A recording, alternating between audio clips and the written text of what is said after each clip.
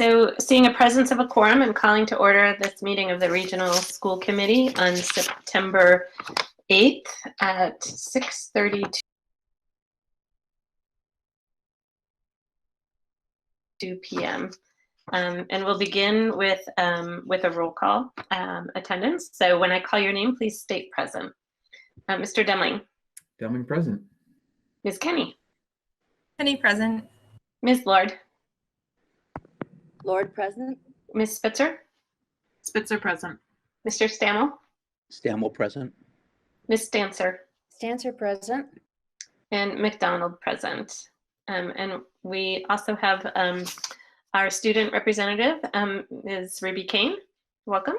And I'll introduce our new recorder also, Maylene Scott is joining us. And we also have Dr. Morris and Dr. Slaughter joining us. And Ms. Figueroa. Our first item on our agenda, well, I should state we are using our brand new website tool for our agendas, and all of our materials for tonight's meeting are connected directly to the item on the agenda. So folks at home, as well as school committee members, can just toggle right through the agenda and pull up the documents related. So with that, our first item is approval of minutes from July 1st. And if you click into that agenda item on the website, you will see the document of the minutes.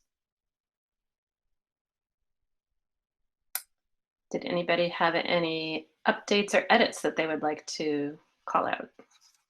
Ms. Spitzer. I do. It's very minor. It's just towards the end, my name is Ms. Spritzer instead of Spitzer, so just a spelling correction. It occurs twice on the top of the last page. Sorry, they don't have page numbers. And I guess it's on the top of page 4, and then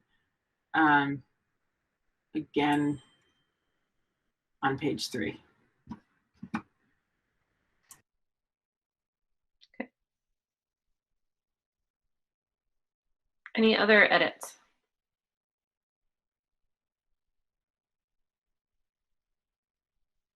Ms. Kenny? I came late to the meeting, which it says is lovely, but on I think it's page 3, the last line of both the top 2 paragraphs, my last name is EY.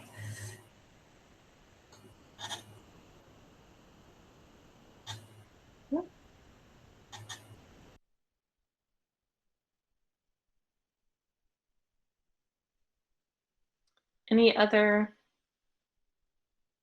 edits?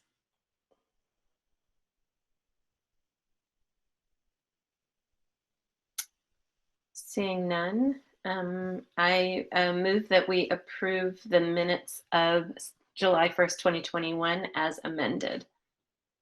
Is there a second? Second.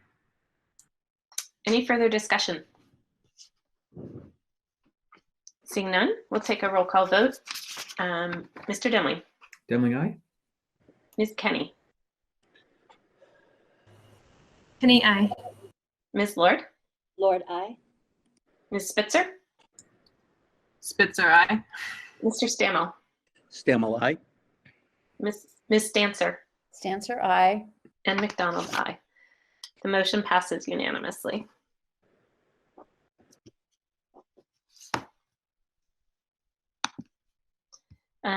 Next up is public comment, and we have 3 voice messages, so I will start with those. Welcome, Mr. Sullivan.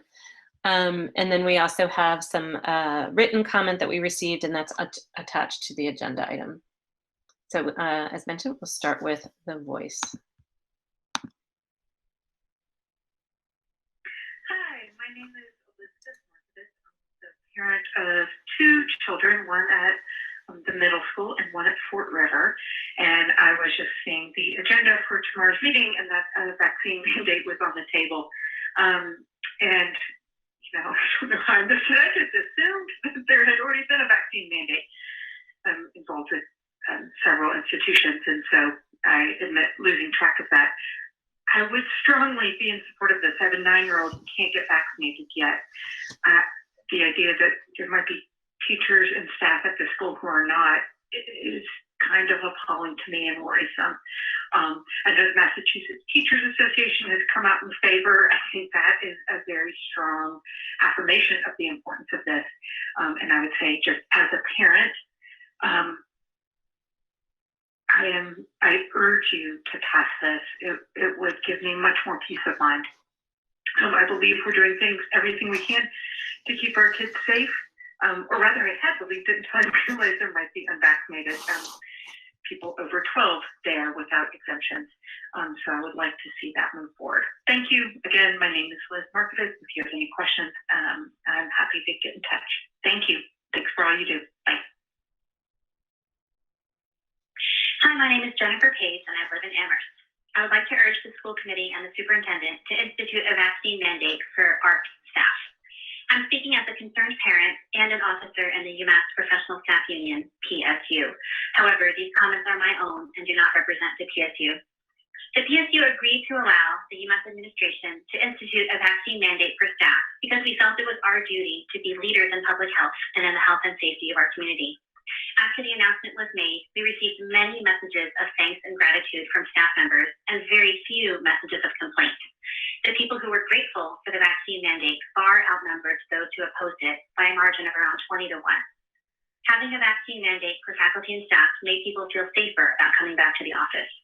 I hope that you will follow the lead of UMass, surrounding higher education institutions, and the Massachusetts Teachers Association and vote to institute a vaccine mandate for ARC staff. Thank you. Hello, my name is Regina Roy. I'm a resident of Amherst. I've raised 2 children in the Amherst school system. They are now adults, but I am calling to support my friend Michael Suter and Rhonda Tarr in their assertions that the Amherst school should not require vaccinations for anybody, as they are untested, experimental, proven unsafe, and put our children at risk. If people are concerned that they may catch COVID, they should do what they need to do to stay healthy and not put the onus on children to put their health in danger and be forever changed by this DNA changing COVID vaccine. Much more research needs to be done into the truth on what this vaccine really is and the real consequences of getting vaccinated with this experimental drug. Thank you for listening to my comment and including it. I appreciate that very much.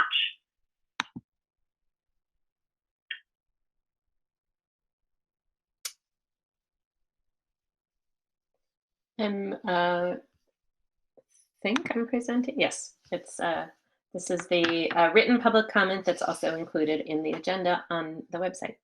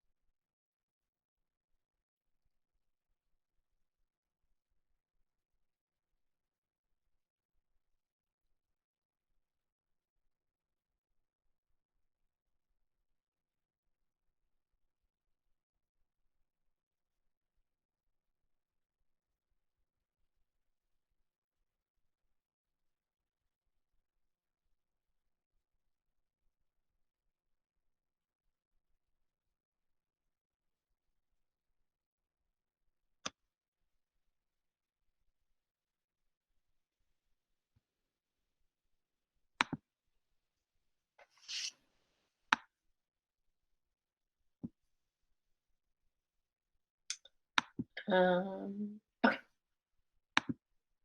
Sorry, it didn't, when I hit stop presenting, it didn't stop. So as mentioned, the written comments are attached to the agenda online. And also, in case anybody's ever wondering, I both play back the voice messages in the order that they are received, as and on the document, I also have the comments in the order that they are received. So if you're wondering about the order, I just go straight through and put them in the same order that they're received. And so now I'll turn it over to Dr. Morris for the superintendent's update. Thank you, and welcome back, everybody. So I'll start with the board docs piece that Ms. McDonald stated. Just want to note that thanks to Sasha Figueroa for her work on that. It is something that I know our community has been really interested in, an easier way to follow along on meetings, to find agenda items, have the attachments instead of looking through what can be over 100-page file, being able to follow along and see the relevant attachments for each agenda item. Eventually we'll get it, and we'll see about tonight. There's not too many votes. I think we may have seen the last of them actually on tonight's agenda, but that the votes can be recorded through the board doc so people can follow along that way. Eventually we'd like to get the videos up. I mean, so it's a work in progress, but it also is much more searchable. Sasha has included some prior meeting agendas, and over time, I think, districts that have used this have found it to be an incredibly useful tool for the community to be able to easily follow not just the current meeting, but see actually past meetings as well as with the attachments. I know probably you all have gotten, but I've gotten a lot of feedback like, okay, so page 57 goes with agenda item 6B, and right, it makes it very challenging for the public as well as you all to follow along. So we think this is a huge improvement on what we've done, and we hope the community agrees. We're always open to feedback on that. So just wanted to share that, we are responsive to all the feedback we get over time, and this is one example of trying to make our meetings more accessible to the public and hopefully more enjoyable. So instead of filtering through long PDFs, a lot easier to follow, because we know some of you multitask while you're doing this, and hopefully that helps with that as well. Getting back to more directly the schools, I was able to be at both the middle school, the high school quite a bit the first couple of days, including the first day. I want to thank our high school students who led their first year orientation or ninth grade orientation. It's always much more valuable to have our upper grade students be able to do that than necessarily have the adults talk about that. They were fabulous, and luckily our auditorium is large enough where students are able to sit and be distanced in there. So that was really successful at our high school. Also made it over to Summit Academy. Was able to be the beginning part of a community meeting they were able to hold under a tent outside, and those tents in the back that have been particularly useful for Summit Academy and our intensive needs programs at the high school. So really thankful for a smooth start considering the year we're having. The late start, our transportation has gotten closer and closer to being the times we want it to be on, and we're still fine-tuning, having pretty big construction projects on Shutesbury and Leverett at perfectly timed for the beginning of the school year was less than ideal. It is meaning that it's a longer ride for some of those students because, as you know, in Shutesbury and Jean could tell us in Leverett, there's not a lot of detours possible when you have a construction project in those towns. So we're doing our best, but thanks to the drivers for working on that. And lots of reports anecdotally from staff and students are people are awake in A period. That's a good thing, right? Just, that sort of like, one anecdotal but important data point is how tired are you at the beginning of the day?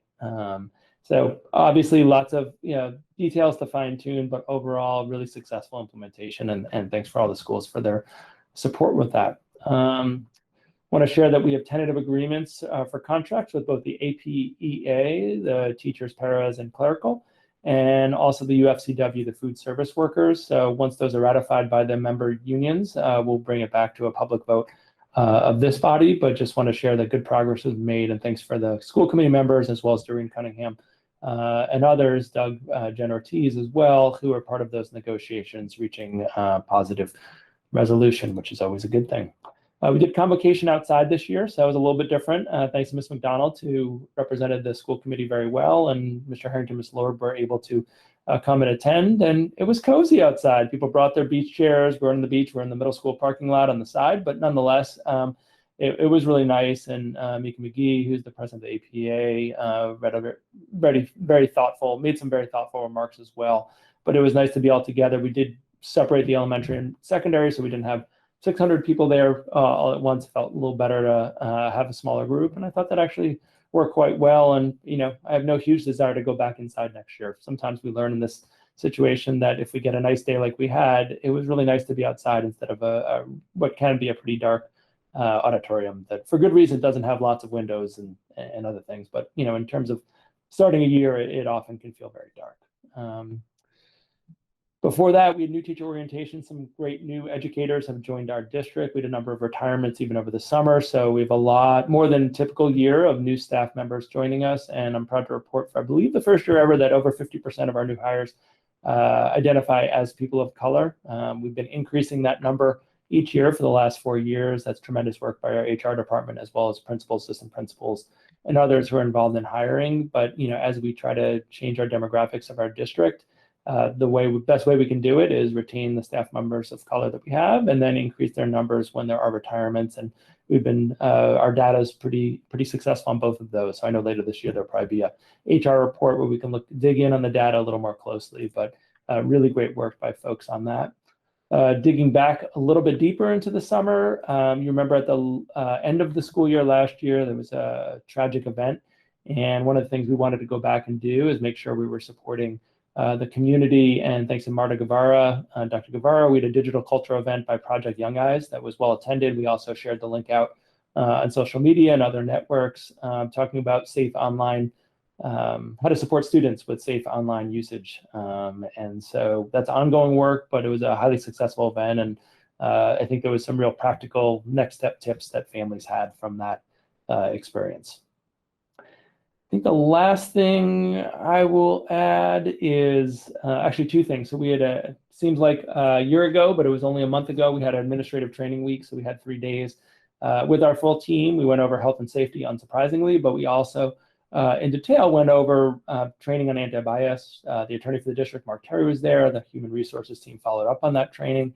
And we did a lot of work on thinking again and what we can learn from the educational aspects of last year and the pandemic to improve where we are moving forward. That it's really an opportunity. I think the school committee goals last year pushed us in that direction, which was really forward thinking, and we appreciate it. To what are changes we want to make long term, even when the pandemic has receded a bit more than it has now. So spent a lot of time with the administrative team on that, mapping out meetings for staff and faculty meetings this year. And so last thing is just to note that we do have a bus and van driver shortage. It's not a local shortage. It's both a state and national shortage. If you've been following Chicago, Boston, but also closer to home, Framingham and some other districts are really struggling. We're no different. So we put a call out for in our newsletter last week, and thankfully we got a bunch of people who are potentially interested in joining a team and working on that. We're going to continue doing that. We have contacted the Mass Job Corps, we've contacted DESE, we've contacted Department of Transportation. So our 5-star vendor, multiple vendors, but the reality is right now we do need more drivers. So if anyone's interested, it's paid training. We work with you. DESE's working with us actually on a program to expedite some of the tests and requirements that need to be made to make sure that they're met in a timely way. But we do have a very acute issue. If we had a number of drivers out for any reason, we would really struggle in a meeting tomorrow with our transportation department about what our plan would be in that instance. And it's not about COVID, it's just, people are out for a multitude of reasons. So it is something we're working on, but it's a very real challenge. And when I wake up in the morning, one of the things I do is text Rupert and say, okay, we okay for the day, because it's that tight. And it's not just here, it's other places as well, but we are particularly tight. We use vans a little more than other districts because of the number of intensive needs programs that we have instead of out of district. And so because of that, we do tend to need more drivers, which is all a good thing, but it really pushes our ability to both have van and bus drivers that we need. So we're working really hard to close the gap on that. Unfortunately, it's not an overnight thing, but we are working overnight and all the time to try to fill those. But I just want to let the committee and the community know about this very acute and very real shortage that we have of folks, good folks who are doing critical work for our district. Sorry to end on the sour note. Most of that was much sweeter, but just Happy New Year to those of you selling Rosh Hashanah as well. And Shana Tova for those folks who are doing that. Sun's just about down. We moved the meeting from last night because many in our community celebrate the first day and first night more than the second night. But you know, it's imperfect, but that's where we are. So I got a little bit back to a more sweet thing there at the end. But if the committee has any questions, happy to answer them. Are there questions?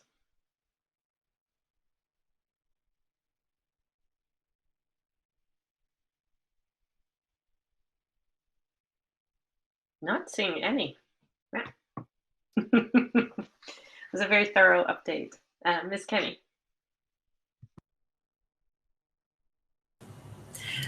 So we just touched on it, and I don't expect you to have any answers just yet. So after we're all used to the flip schedule for a little bit, will we be doing some follow-up to see how everybody feels about it and how it's working out? Okay, great. Thank you. Yeah, yes is the answer. I figured, but better to ask than to.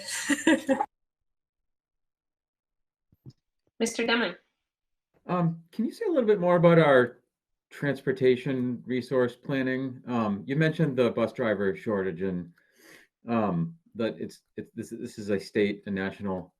I mean, some of the press is covering it as a acute crisis, not just as another problem. And so I'm just wondering how acute our issue is and what the long-term prospects are, because obviously disruption of that is be pretty significant in terms of getting kids to school. Yeah, I think we're getting towards the crisis word. You know, so we are thinking about both short and long-term plans around that. I think, according to folks I speak to who are more knowledgeable about this field, we may see. I'm going to say something that perhaps could be politically misinterpreted, so I'm going to be really cautious in my wording. Last week, the Pandemic Assistance Program for Unemployment ended. There's some predictions that that'll have an influence on this particular job market.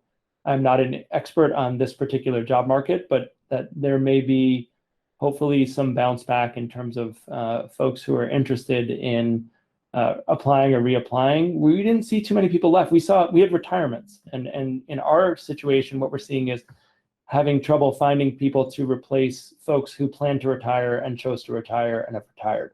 We're not seeing, you know, sort of the mass exodus that I think you're referencing. But at the same time, we have a lot of students who rely on busing and they can't get to school if they don't have transportation. So we are looking at all angles of this. You know, we've contacted now 6 different vendors for their thoughts and if they had any ideas, as I mentioned, the other folks we've talked about. But I have a high degree of concern about our capacity if we don't get more folks in, especially as we head to winter, where, again, not speaking of COVID, but just general, people get sick and we don't want people coming in if they're sick. We don't want people driving a bus if they're sick. That's true for all of our employees. And so I am deeply concerned. And, you know, what I don't want to do, like what I don't want to do is come back to the committee and say, actually, we're not going to transport kids unless the legal 1.5 miles away from the school. Right now, we transport pretty much everybody, regardless of where you live. Other districts have made that step. It's not something that I think would be well supported in the community. So we're doing everything in our power to avoid having that awkward conversation of reducing routes by letting families know that they only get transportation if they're beyond the legal limit of distance from the school. We transport a lot of students who live closer than that legal limit. So it's a real concern. It's not a light concern or I think things will work out. It's that we're working all the time, human resources, facilities. Again, I mentioned, you know, the other folks we're connecting with. We're trying what we think are innovative strategies of recruitment. And I think, you know, we've gotten some leads, but until people are through the door, past their test, right now it just feels like, you know, there's potential progress, but not to the extent we need it. You know, like if we had 6 more drivers tomorrow, I'd feel a lot better. It's not like, oh, we need 1 more driver. We do really need significantly more drivers.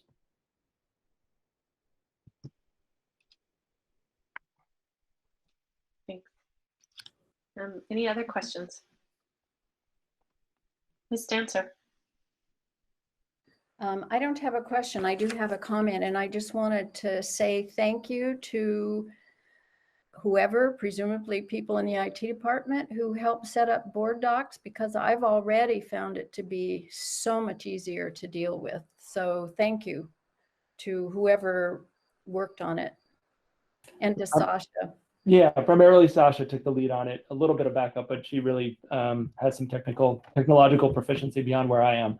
But I will communicate that back to her. But I think it's like a lot of these things. Thank you for saying that. It's like once you see a different way, you're like, oh, that makes so much more sense than the way we've been doing it. And she explored a bunch of different options last year based on feedback from the community about the challenges of following our meetings this way. And I know it'll get better as it gets more robust and we get more used to it. But even from my angle, where I'm producing a lot of the documents you're looking at, it's just so much easier to follow, and the access is so much greater. So thank you for saying that. I'll pass that along. Yeah, kudos to Sasha.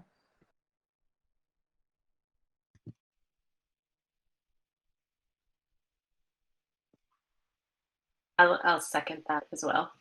Any other questions?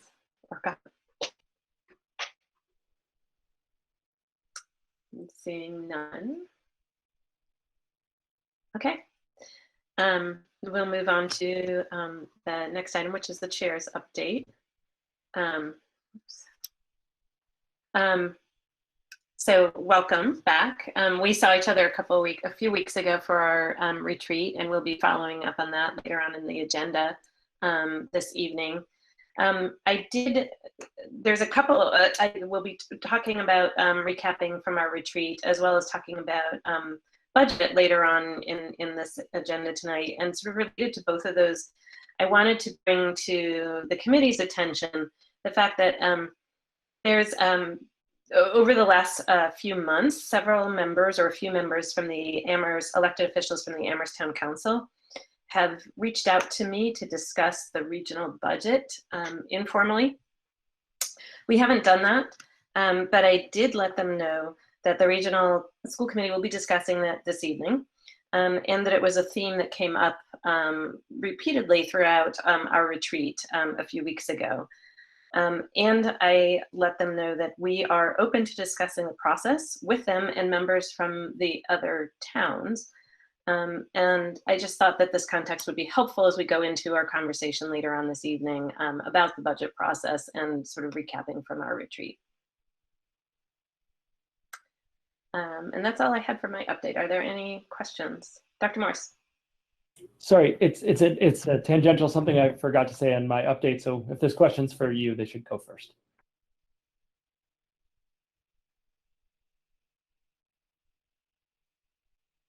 I don't see any questions, so go ahead. Yeah, I just wanted to thank, I do a lot of thank yous, but I think rightfully so during the update. And I forgot to say, I want to thank Maylene. I thought for her first meeting, the note keeping and watching a virtual meeting and everything. So just really want to welcome Maylene and just appreciate her attention to detail. And, you know, the small spelling mistakes people noted, those are the easy ones, right? It's the ones that change the meaning that we always have concern about, because they, you know, the minutes live forever beyond people's tenures on, you know, in the roles they're in now. So I just want to thank her and just welcome her to our group. That was it. Thank you. I'm noticing a pretty cool feature with board docs is that there's a yellow highlight bar that moves along in the agenda, and I don't know if somebody is manually doing that for us, or if that's how that's happening, but that's really helpful.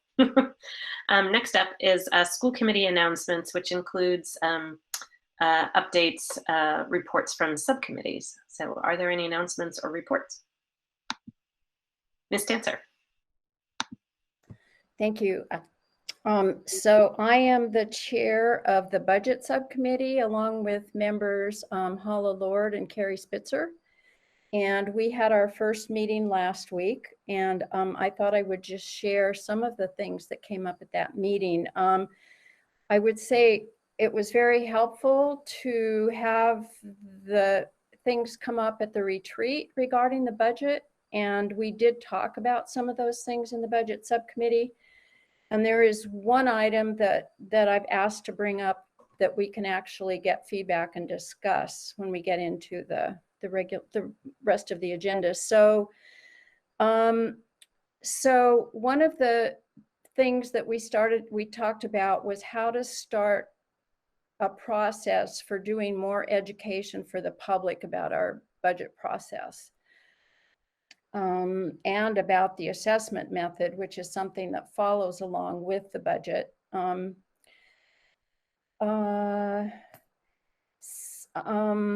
Talked about things that might be included in that, and some of those things actually will be done by Dr. Slaughter as part of his process. So the full budget book is something that he produces every year, and he'll be creating also a timeline for the budget process that we can put up on the website. So that will be available for people to see. I think in general, people don't understand how early in the school year the budget process begins. I mean, it just about is all ready to begin with the first steps. So that I think that will be very helpful for everybody. We talked about the possibility of members of the regional committee going to the finance people and select board or town council people in our individual towns near the beginning of the process in order to get their feedback, both about what they think from their point of view is important to be in the budget, and also what their to try to understand what their constraints are financially. Dr. Slaughter said this would probably be very helpful for him as he's working through some of his things. I'd like to bring this, we'll talk about this a little bit later. So some of the other things that just ideas that came up, and not in any particular order, in terms of information for the public. What are the impacts on the methodologies for assessment? Because the way we determine the assessments for the individual towns can be complicated. So what does and doesn't impact that? Using a generic budget number, like an amount that isn't really the budget number, but some budget number that we can say 100,000, I don't know, something. And then show how different things impact that number so that you're not dealing with the real budget, but a number where it's not emotional, where you can see what the income is, where it comes from, and where it goes. And might be easier for people to understand. An executive summary describing the proposed budget, and I'm not positive, but I think this is something that Dr. Slaughter has done also in the process and is typically a part of the big budget book.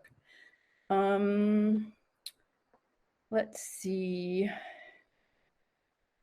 I guess those are the main points from that meeting. And I think for the time being, we're going to have the budget subcommittee work. We're going to meet probably again at early October.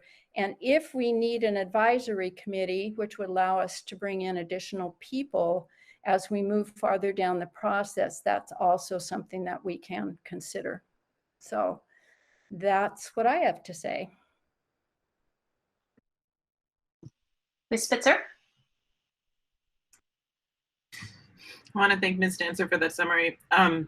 There's just one item, and I apologize for not responding earlier, but I think it might also be worth noting that we reviewed the auditor's reports that were positive for our district, and I'm sure we'll have a larger presentation on it, but that was another item that we covered in that meeting. That was a positive thing.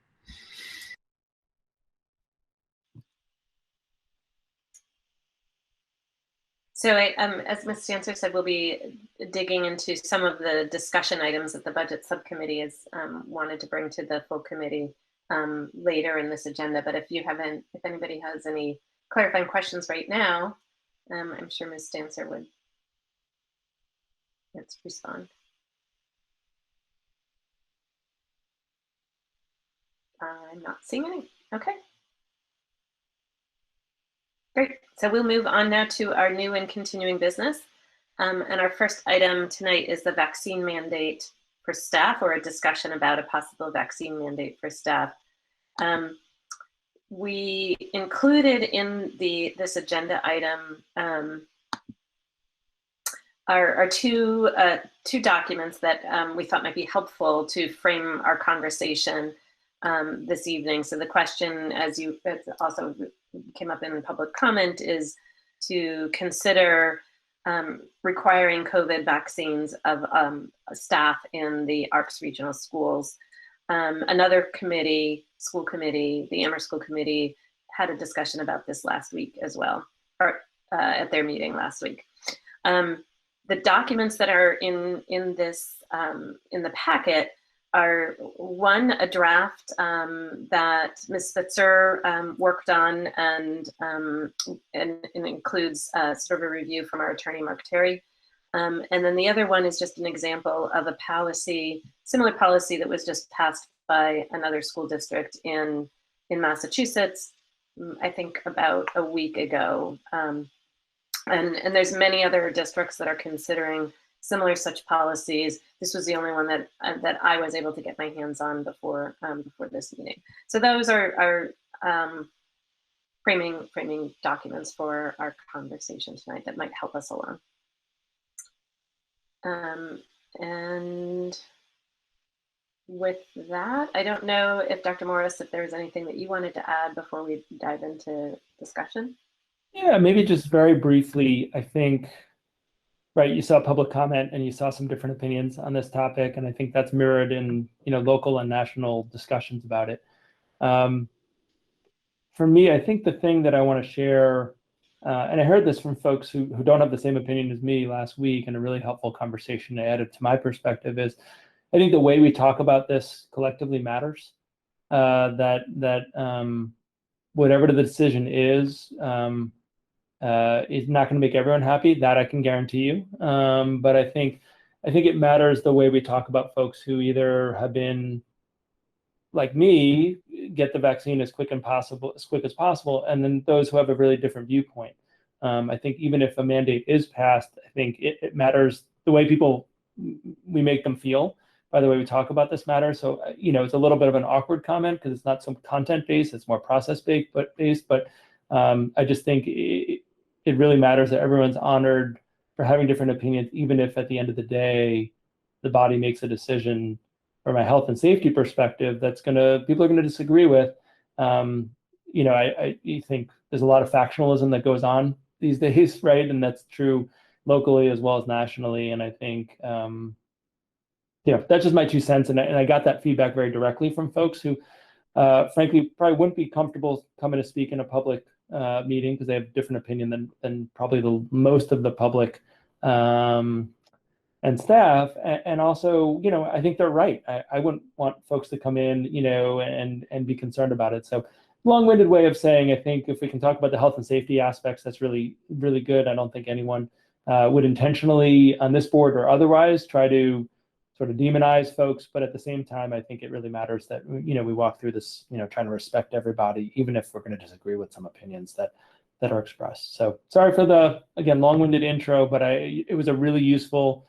It's not often these days where you're in a conversation with people who disagree with you, and you have a useful dialogue, right? You know, it's sort of a lost art. And I had that opportunity Friday, and it's affecting my thinking, not so much on what I believe should happen. I'll let the committee weigh in before I do. But the way I talk about it has shifted from that dialogue, and just an important reminder that I had the opportunity to receive and wanted to share. Thank you.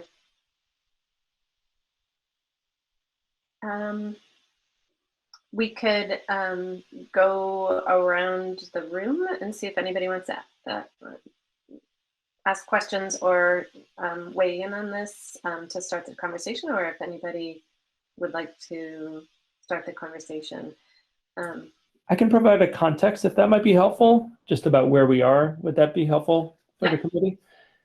Right. So as the chair noted, a number of committees, Northampton, I think tomorrow night, and a number of other committees across the state are looking at vaccine mandates. A couple of weeks ago, the Massachusetts Teachers Association came out in strong support. I think their vote was 40. They published it. I think it was 46-4 or somewhere in there of their leadership group to support vaccine mandate. And so we do have some experience looking at other districts, and I appreciate some of the homework I know Ms. Spitzer did, because we connected about it, as well as Ms. McDonald, of other districts who are exploring this. I think at this point, at a policy level, that'd be the school committee, and then for me, it would be really working on implementation within the parameters of a policy if it was passed by the school committee. But the sort of general concept of why it's being discussed is vaccines have been shown to be anywhere from 5 to 8 times, people who are fully vaccinated are 5 to 8 times less likely to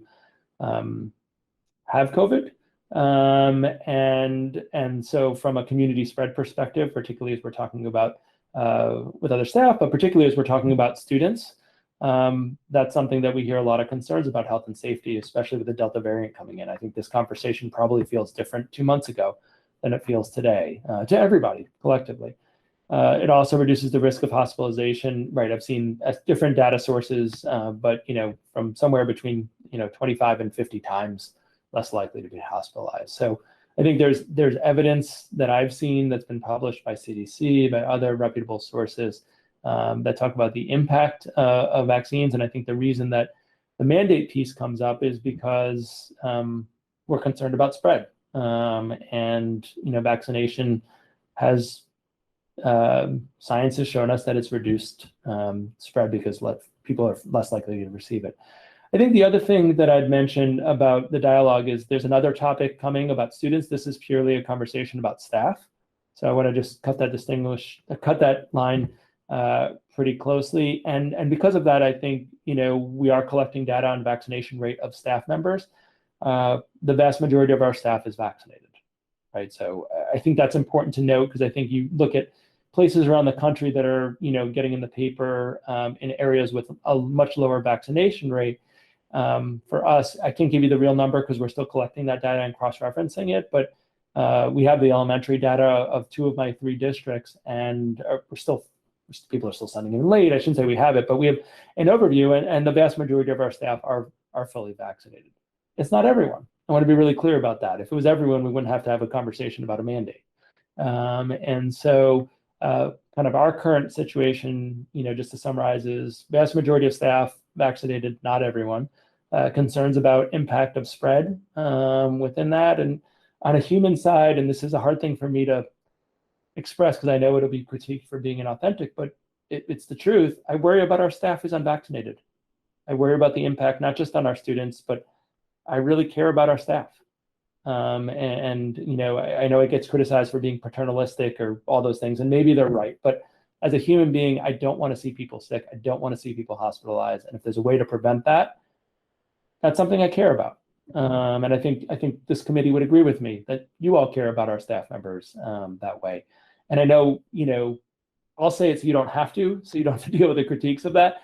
But it is, a situation where I don't want anyone to be really sick, right? That's why we'll talk about health and safety later, why we put in all the safeguards we do. Part of it's around spread, but part of it's that we don't want people sick. We want people healthy, right? A healthy community is a better community. So that's all the context. I think, the concern, just to play out the flip side, is that, if staff members don't want to get it, is there an alternative, right? That's something I hear from folks who have a different opinion than me around vaccines. Are there alternatives to that? Some concerns about historically underrepresented or historically disserviced groups. I think in this situation, I think that'd be a better adjective, who have concerns about the vaccines based on the historical precedent that's been laid out, particularly for people of color over many years. So the more I dig into it, the more nuance there is. And I'm not suggesting that it's not worth pursuing, but I think, again, having the conversation from a health and safety perspective is good. And to me, nobody needs to be blamed in this conversation about whether they were vaccinated or aren't vaccinated. It's about what do we want to do in our schools, not something else, where the conversation I've experienced nationally anyway often goes. So I don't know if the context helped or hurt your conversation, but that's sort of just, I think, where we are for tonight's discussion.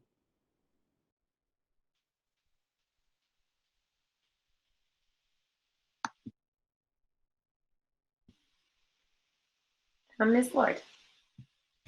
I have a Ms. Laura. logistical question that, yes, can you hear me? I have a logistical question around a mandate. I think when it was an emergency authorization, you can't mandate that, but once one is fully authorized, you can. And if I believe only one has been fully authorized, so like, are we legally, do we pay attention to that subtlety, or not even subtlety, but yes, thank you. Yeah, definitely the mandate piece Dr. changed. Morris. Oh, I'm sorry. It's a little delay. I mean, some places were mandating even before the EUA was removed, but Pfizer right now is the only one with that. And I know some of the other vaccines are submitting documents to see what happens with that over time. So I think the way I've seen employers use it in multiple fields is that they've mandated the vaccine. They accept all three because all three are supported by the FDA. But I think, you're right to say that the dynamic shifted once the EUA went away for Pfizer. I think that's spot on. I think it's also worth noting that in Massachusetts, I understand because you use the word legal, and that's a good context to raise. So thank you, Hala. There are medical exemptions that have to be offered, as well as religious exemptions that have to be offered. We have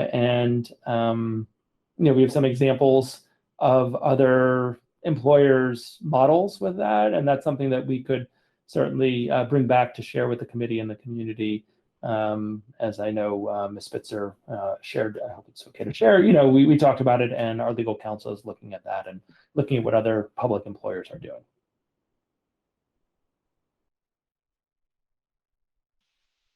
Mr. Demling. So I'll just say briefly, or as Mr. briefly as Demling. I'm capable of. Yeah, I support a mandate for staff to be vaccinated. I think we should move on this soon. I think there's too many details to work out for a vote for tonight, so I wouldn't want to vote on it tonight, but I also wouldn't want to wait till our next regularly scheduled regional meeting, which I think is the 28th. So we can talk at the end maybe about what the best planning is if it requires a joint meeting with some of our other committees. I start out first with just a lot of gratitude for the MTA and for teachers in general for already having taken care of the vast majority of this layered mitigation strategy, right? This is all about protecting staff and students with layers of safety. And we know that vaccines are one of the strongest, if not the strongest layers to do that. And the MTA's upfront strong support has made this a lot easier on us, and as a result is going to have greatly increased safety for a lot of students. So that's to be appreciated. And they point out that educators already have a very high rate of vaccination. So again, we're not generally speaking talking about a population that is reticent to vaccines. But the truth is that some people are for a variety of reasons. And I think, one challenge with thinking about this in an open-minded way, at least for me, in this Amherst bubble in our ultra-liberal, Happy Valley bubble, is that we get one point of view most of the time on vaccines. And when we hear a disagreeing point of view when it comes to vaccines, it's often the least informed and ugliest expression of that point of view, because that's what the press likes to share and amplify. And so we get I think often an incorrect notion of how all people who have chosen so far not to be vaccinated feel. So I just want to honor and respect that, when we talk about, civil liberties and personal freedoms, I have total respect and honor for anybody to choose what they do for themselves as an individual. And I feel our committee has an obligation to keep students safe. And so, and that's really our first charge. I mean, it's a very simple kind of calculus in my mind. And that's fundamentally why I think it's reasonable and necessary to make a condition of employment that if you're an adult who works with students in our buildings, that you need to be vaccinated.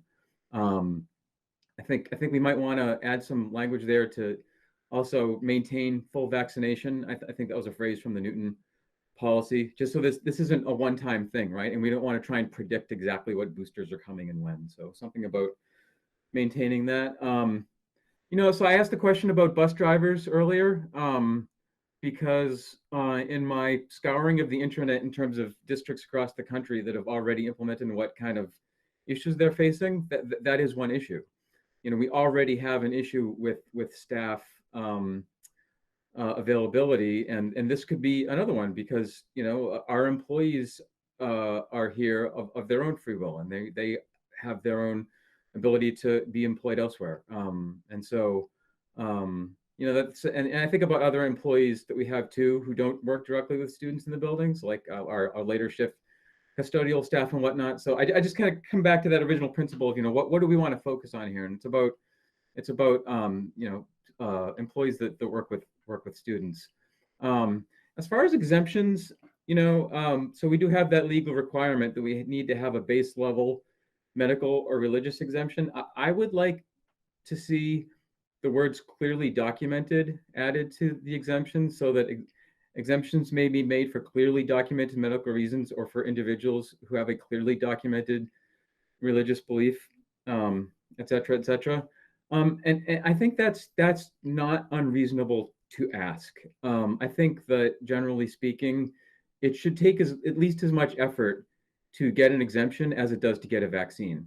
And I feel like if it's going to be a mandate, which means we're fundamentally telling employees who don't want to be vaccinated that they have to as a condition of their employment, it's already a strong employment statement, and I feel like we don't want to make it easy for someone to just check a box, no questions asked.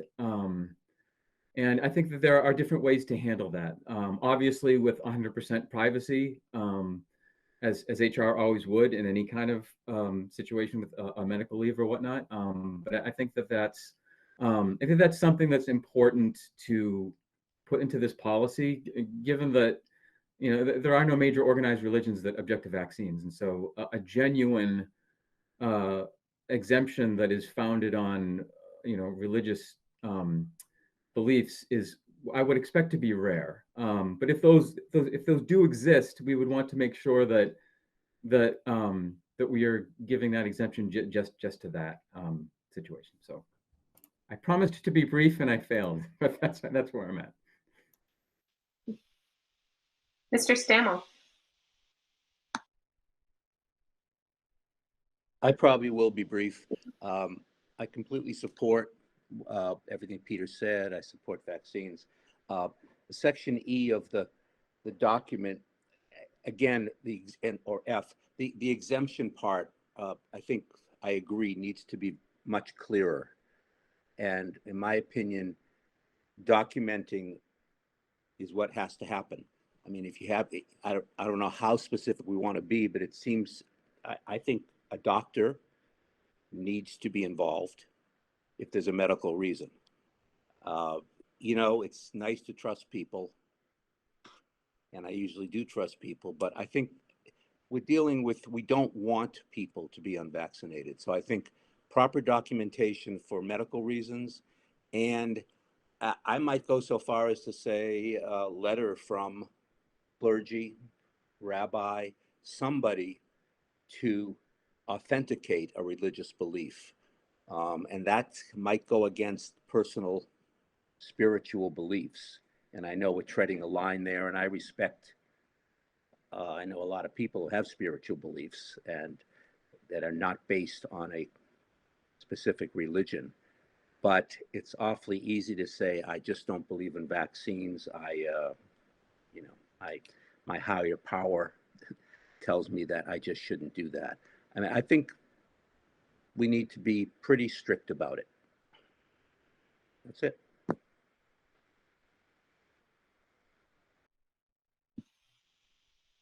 Sorry, I'm moving my mouse around. Sorry for the delay. Any other comments? Ms. Dancer. I support the mandate, and the reason that I do is because of all of the data that I see on how the the vaccine helps even with the spread of COVID, because people don't get as sick if they've had the vaccine, even if they do get it in. I guess basically all I'm saying is the studies that I've seen and the data that I've seen make me a proponent of a mandate for the vaccines. Thank you. Ms. Lord. Yes, I am in agreement with supporting a mandate.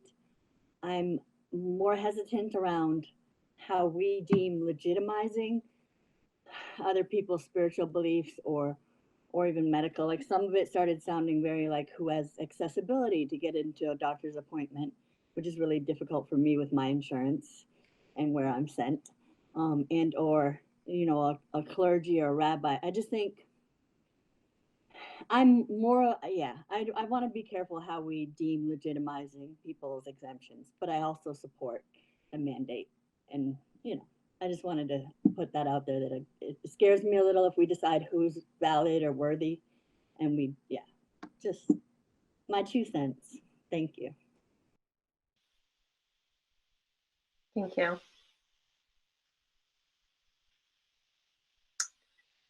I'm hearing a lot of support for Ms. Kenny. So I think when we started this discussion, Dr. Morris mentioned a possibility for an alternatives that were being explored. Will those be figured before we vote on this? Like Ms. Lord, I have concerns about having people who, you know, can't get documentation that is challenging for them for whatever reason. Not that I don't support the vaccine. I just, you know, if we're going to be offering an alternative, I think we should have all of the information as best we can. Dr. Morris? Yeah, just to respond to that and Ms. Lord's comments, Ms. Spitzer is okay to share. Ms. Spitzer shared an example. I'll just say an example. Our attorney is looking at it. I think, frankly, he was sensitive to some of the concerns that you expressed, Ms. Lord, about the level of documentation required, particularly on the religious piece. Probably less so on the medical piece. Everyone who works for the district has access to our medical insurance. So I think perhaps for our staff, that is, I'm not saying it's not an access issue, but I think perhaps less because we have the same medical option for all of our staff members. So we should have something before you would consider this for a vote as a draft. I would want to be clear too, that would have to be, or at least could get feedback from our bargaining units about, you know, the school committee can make a decision. Our bargaining units can bargain the impact, not the general decision, but the impact. So there would be some, you know, sharing and working with bargaining units on that particular aspect of it. And that would really be sort of, I mean, if you and Ms. Lord want to participate, you certainly can, but I think that would be more in the bailiwick of myself, Ms. Ortiz, and Ms. Cunningham to work out, you know, those kind of details on what exemptions would look like. But certainly what I want to commit to in my initial conversation with our legal counsel is that there would absolutely need to be a religious and medical exemption application. It's not that all of them necessarily would be supported, but that would be in place. And there are people who will receive those exemptions. I mean, I'll speak of that a little more when I talk about health and safety. Every employer that I've seen, I've never seen 100% for a medium to large size employer, and for good reason. So it's also, what do we do to support those? If you look at colleges and universities, right, they're in the 90s, but at least I haven't seen many, or if any, and I'm not saying they're not out there, that are our sized, that have no medical exemptions and no religious exemptions, because there's a reason why they exist. So I think does that answer your question, Ms. Kenny? Or was there something? Okay. I don't think Ms. Spitzer has spoken yet. So before I go to, I saw Mr. Demling and now Mr. Stamel's hand. So I'll let Ms. Spitzer go first since I believe you haven't spoken yet. Yeah. That's correct. I know usually that's not the case, but this time I haven't. So I wanted to wait just because I had been involved in kind of drafting the policy, so I really wanted to listen to feedback. And I think Dr. Morris has said a lot of this, but I felt strongly that, like with many of our other policies, that the school committee makes a decision around a policy, and then the district decide, administration kind of decides how to implement it. And I think we could give guidance, but I felt like it wasn't in the policy. It shouldn't necessarily be in the policy. The forms explaining exactly how to do the exemptions. And I do have a lot of trust in Dr. Morris and the district to, faithfully implement the policy that we decide on. So that was part of the reason that the policy, some of you might be reading it and feeling like it doesn't have strong enough language, or maybe the language is too strong, but I really felt like it would be good to kind of leave that to the district. And I guess I'll state,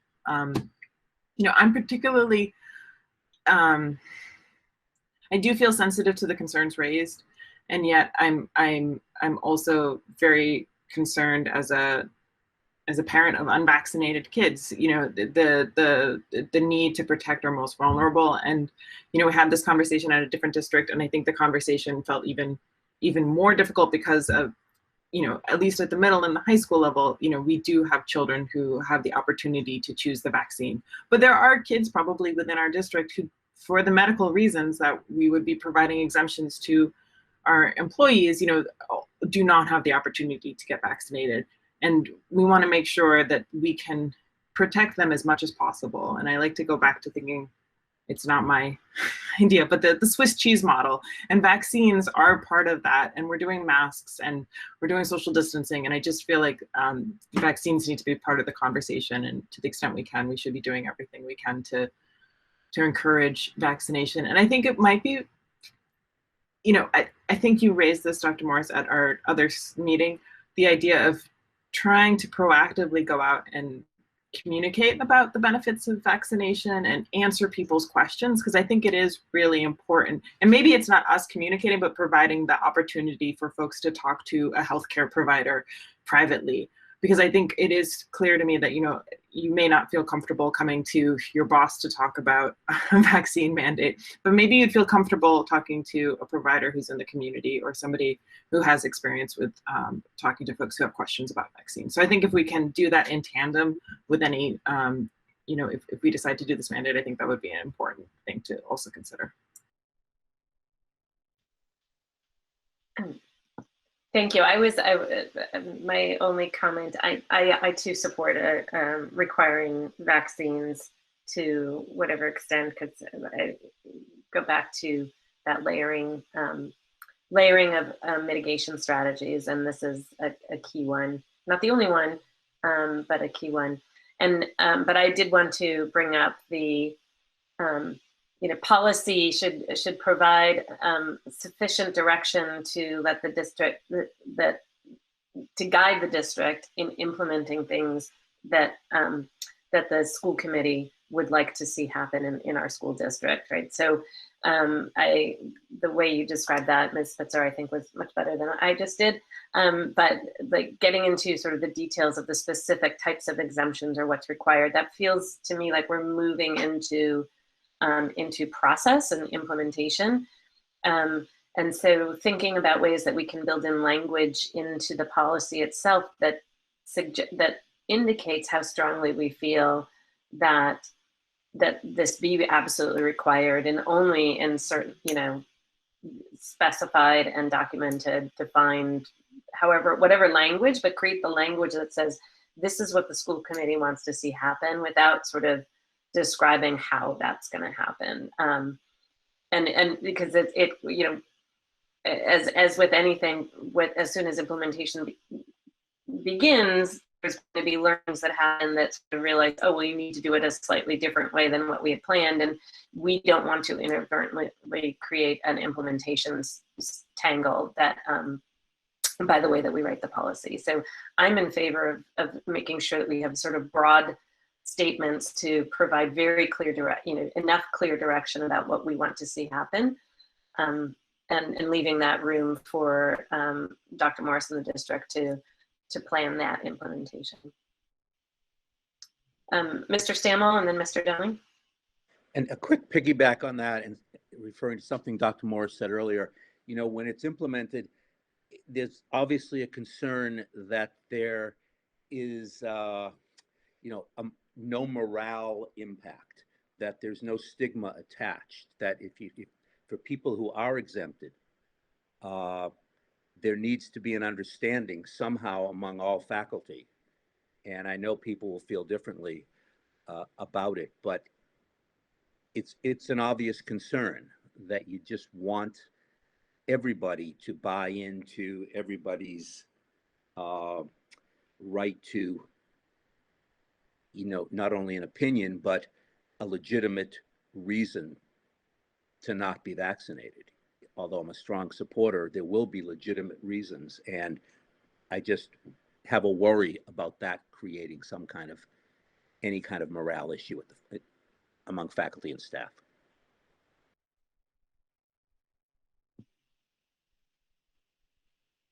Mr. Demling? Yeah, so I just want to appreciate the comments that have been raised, particularly with regards to how we handle religious exemptions, because I you know, when I took a look at this, that really is, I think, the hardest piece to articulate here. And I think that actually is why in many vaccine mandates, the policies for other workplaces just say a religious exemption and then leave it at that, because it's easy. it's easy just to bypass the problem. But the issue is that it's a no questions asked loophole. And so the challenge, of course, is, okay, well, if you require documentation, how do you possibly validate that? How do you adjudicate sincerity? Right. And in my mind, and I would want to hear how other places have handled this. So Dr. Morris is kind of a action item for you. I would want you to have some discussions with our legal counsel about how have others worked through this issue, because we're not the first to do it, and how have they implemented language and crafting around religious exemption. But my idea with clearly documented, to put that in policy, is that I feel like that strikes a balance, that it requires documentation. So not just checking a box, requires documentation, but we leave it open as to how that documentation is going to be evaluated and validated. I just feel like if we leave it so open that it's just checking a box, that it's not really worth doing, because you're basically saying, if you don't want the vaccine, just check this box. That being said, it's a very difficult intersection of personal belief and organizational responsibility. So, I just appreciate the comments that have been made.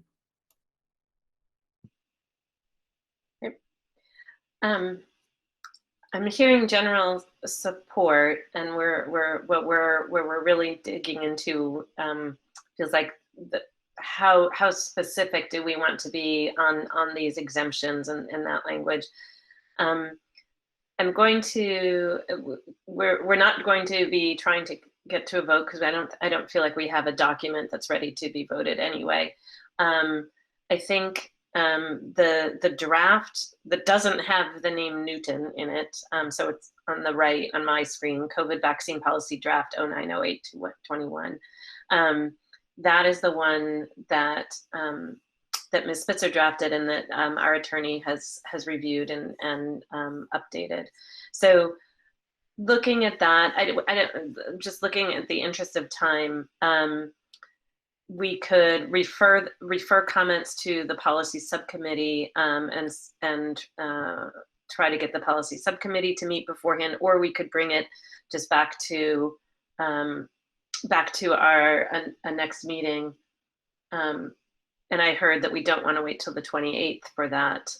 So we can come back to the timing of that when we get to our future agenda planning. Since I'm the chair of the policy subcommittee, I'm actually going to look to the other sub-policy committee members to see sort of thoughts on that, in terms of, do we want to refer this to the subcommittee, or continue to work on this policy together as a whole committee?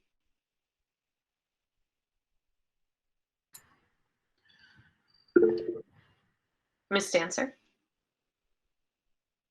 I am not a member of the policy subcommittee, but I would, in the interest perhaps of some efficiency in our meeting, when we again do this, I think I would appreciate the work by the policy subcommittee to work on some of these things that have been raised and to bring us back another draft at the next time we decide to consider this. Okay. Just my opinion. Okay. Other thoughts, Ms. Spitzer? Was that a hand raise or just? Yeah, it was both. I was just multitasking.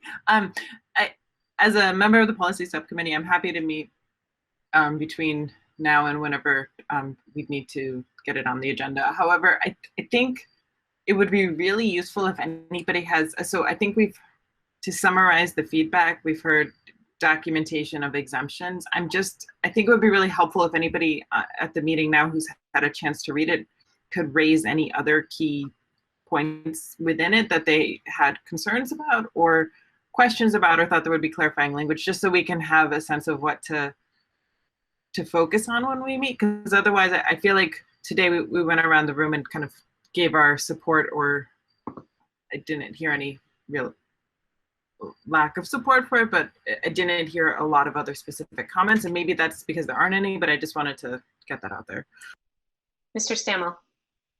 Well, I would say that more clarity around if an exemption is going to be granted or considered, do we want to have a timeline in the policy, or do we want to leave that completely up to the district? Is that part of implementation?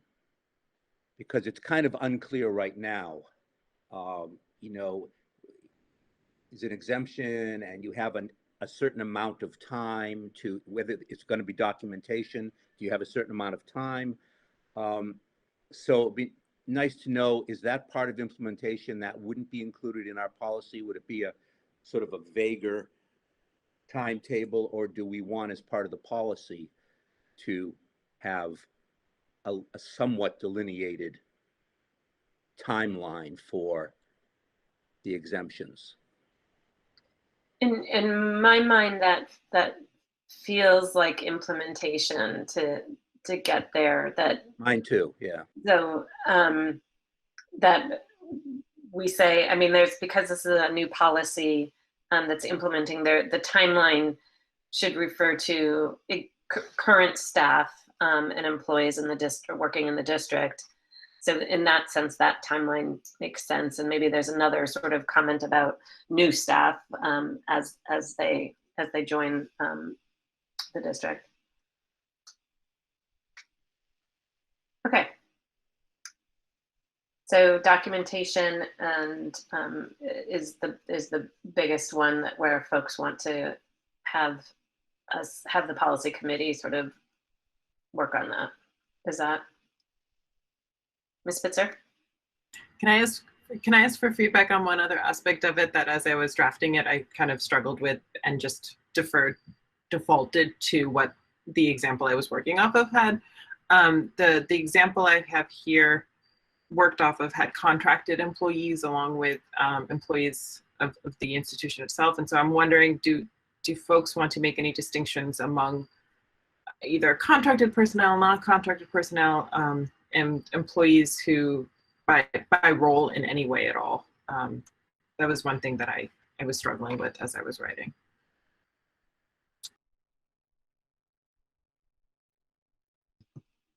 Mr. Demling? I mean, the only employee type of, when I sort of started thinking about first principle about, keeping students safe, I keep coming back to staff who work with students in the buildings. I mean, obviously, anybody who gets vaccinated in any situation, in any role, is increasing community safety a non-zero amount. But in terms of what we are trying to accomplish with our primary goal, that's really the population that I would like the policy to address. That's just me.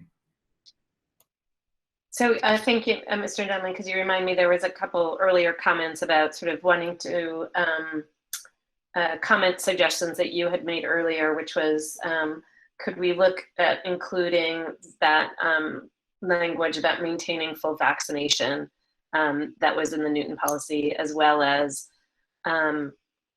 consider another way of talking about who is required to be vaccinated. Is it all personnel in school buildings, or is it personnel who are in close contact with students for a certain amount of time? I don't know whose hand was up first, but I see Mr. Stammel, so I'll start there. Mine's quick. I think anyone in the school building should be vaccinated. I think, to keep it simple, people walk by other people, custodians walk by people deliver. I just think we should have everyone vaccinated who works in the school building. Ms. Dancer?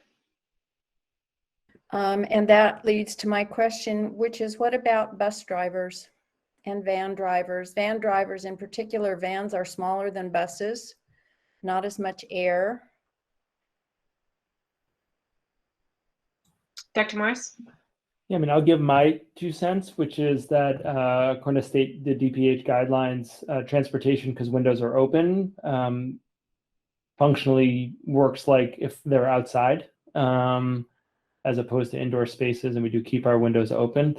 For me, in my head, contracted or not contracted doesn't really, it's not a distinction I care about. I care about who's potentially a close contact to a student.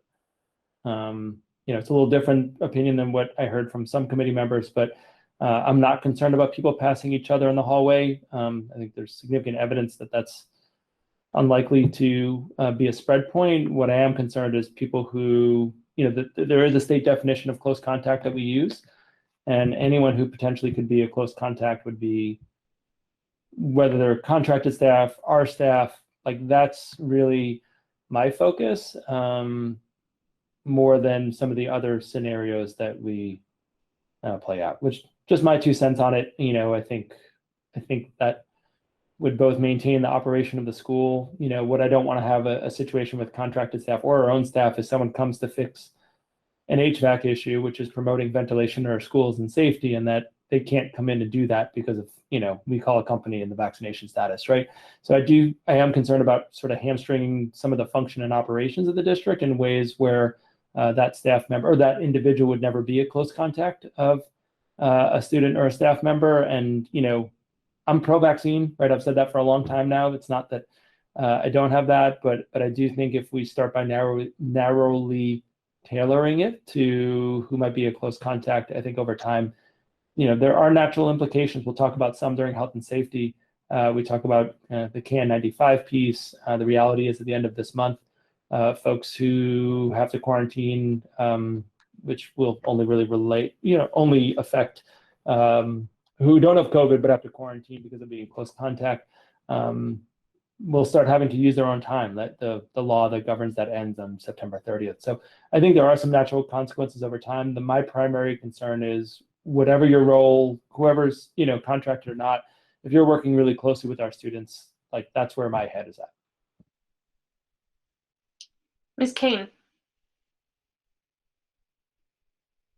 Sorry, I am in support of teacher vaccination, but I kind of agree with Dr. Morris in that, obviously close contact with students is a priority, but, I think everybody who works in the school building should have a vaccine. Close contacts can become close contacts once you start, a custodian can talk to a teacher, which can then talk to students. But when it comes to contractors, I think it's, again, like we don't want to limit our options by possibly, being unable to verify someone's vaccine status. And yeah, like if someone's just coming in to fix an HVAC filter and they're not around students or they're not around teachers, is vaccine status necessary? I think that's really something we should discuss. Thank you. So in the interest of time, let's come back to scheduling our follow-up as a full committee. When we get to agenda scheduling, and the policy subcommittee will figure out a time to make that happen. Okay, moving on to the next item, which is vaccine mandate for students. And there is a document attached to the agenda item, and I saw Dr. Morris. Would you like to introduce this? Sure. So, this is a policy. It goes way back to 1996. Someone in 1996 was thinking about pandemics and epidemics. So, kudos to whoever, developed this language, because I was a high school senior in 1996 and felt like a sci-fi movie that what the world we're living in actually happened. So, the short story and the relevant part is that this is the policy in my analysis states that additional vaccines can only be mandated if they're supported by the Department of Health.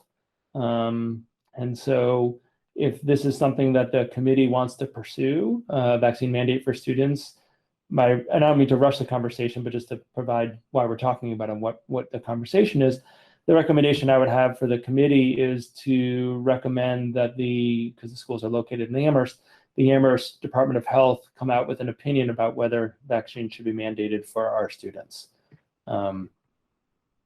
I think it is a different conversation than with staff, but I actually want to be really cautious that if we're putting a high bar on staff for vaccines and not talking about students, I think we will rightfully have some difficult conversations, or I will have difficult conversations with staff who are perhaps getting vaccinated against their will to work with students who can willfully choose not to get vaccinated.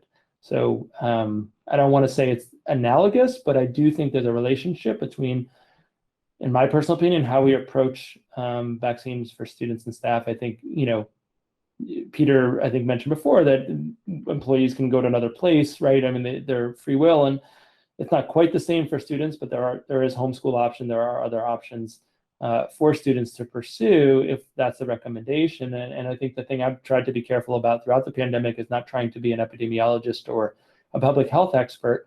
But if this is something that the committee wanted to at least explore, it would be, formally requesting the Amherst Health Department to come up with a decision on this matter, because without that, I would not recommend the committee pursuing it.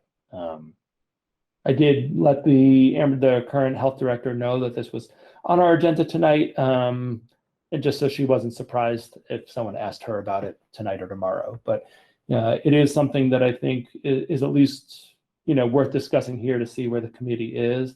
But I do think there really is a relationship between the previous item and this item about vaccinations and mandates. Mr. Stammel. Curious to know, historically or during the pandemic, when the Amherst Board of Health comes out with a recommendation, has this committee ever gone in a different direction, or have we always voted to uphold that recommendation? I can only speak to since COVID times, but we've intentionally written policy. Our face mask policy is an example that like Dr. Morris, we don't want to be in the business of epidemiology or public health, and that we will follow the guidance from public health officials. I don't know about pre-pandemic. Dr. Morris, I don't know if you had your hand raised. Yeah, we've had a long-standing positive working relationship with the health department. They've been a great resource to us, and even on things that emerge all the time, where are we? And they tip us off to things they're hearing about so we can be prepared. So it's been a positive relationship with them. I think this is something that's a little different, in terms of the scale, but I do think I don't think the state, much like staff, will mandate anything as it relates to vaccines, right? I think we have ample evidence that that's not going to happen. The governor has encouraged everyone in schools to, be vaccinated, but he feels strongly that it's best a local decision and not a statewide decision. So given that the state doesn't have action on either of these items, we do have to rely on our local Board of Health to give us guidance. So in general, we have worked collaboratively with them on any number of items. I'm going back to when there were concerns about water and water quality, and we really trust the experts in our area, and they are our experts to rely on. So I don't know if that helps answer the question. Yep, thanks. I see your hand, Ms. Spitzer, but Ms. Lord, did you take your hand down intentionally? You don't? Okay, Ms. Spitzer. I'm also in favor of having the public health director get involved in this, but I had a couple questions. One was, I think last year, I mean, wasn't there a mandate for the first time that everybody have a flu vaccine? I know that ended up getting rolled back because I'm assuming, I actually don't know why it was rolled back, but I'm assuming it's because rates of flu were so low, which I think is, I don't know, I hope we keep seeing that. I'm a little doubtful. And then the other question is just to bring up that I've seen throughout the state where this has been in place. I don't think I've seen one where it's like you have to have it. I've seen some where it's been as a condition of enrolling in extracurricular sports or other after-school activities, you need to have a vaccine, proof of vaccination. I'm curious if there's, like, it's nice we already have this on the books, but just kind of anybody want to weigh in on the pluses and minuses of taking that other approach, because other school districts have done it, and I'd rather not be a leader in any of these things. I'd like to follow, like I wish we were following the state, kind of making some of these decisions for us rather than pushing it down, just because, we aren't public health officials. That's it, thanks. Thank you. Ms. King. Are there any examples of school districts like of our similar size putting in a vaccine mandate for students yet, or like a vaccine mandate for extracurriculars? Dr. Morris? So I haven't seen a vaccine mandate for students yet in Massachusetts. I know in California, some districts have started instituting that. Extracurriculars, I have seen more often. I will say I have a visceral, which maybe isn't the most mature, but visceral reaction to having different standards for students who are participating in extracurriculars than we have for all students. I get the other side of it, that you're trying to promote that, and these are students who are getting together, but we want our students doing extracurriculars, and it feels like by imposing additional requirements that it feels funny to me that we're either requiring it for everyone or no one, not because you happen to play the flute and you're involved in an extracurricular, there's an additional thing, and if you don't want to get it, well, then therefore you can't play the flute, as opposed to a student who doesn't do extracurriculars, who doesn't have to sort of manage that. I mean, I get it's a carrots, and what carrots do you want to put out, and I get the philosophy, but it doesn't feel wonderful, which maybe isn't a reason not to do it. But, I think if we think vaccination for students is really important, then we think vaccination for students is really important, not only for students who participate in art or music.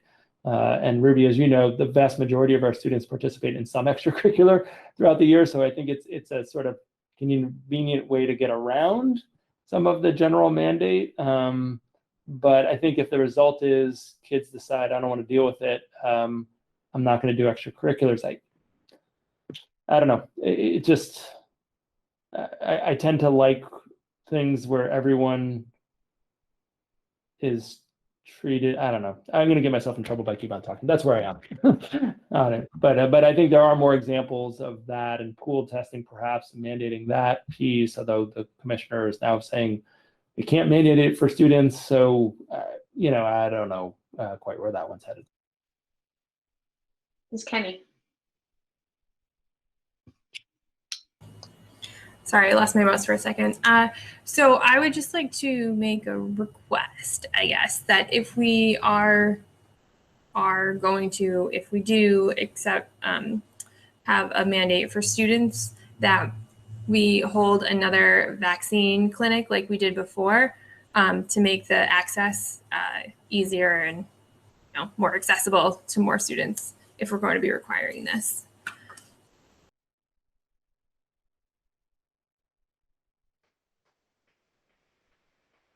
Sorry, Mr. Stammel.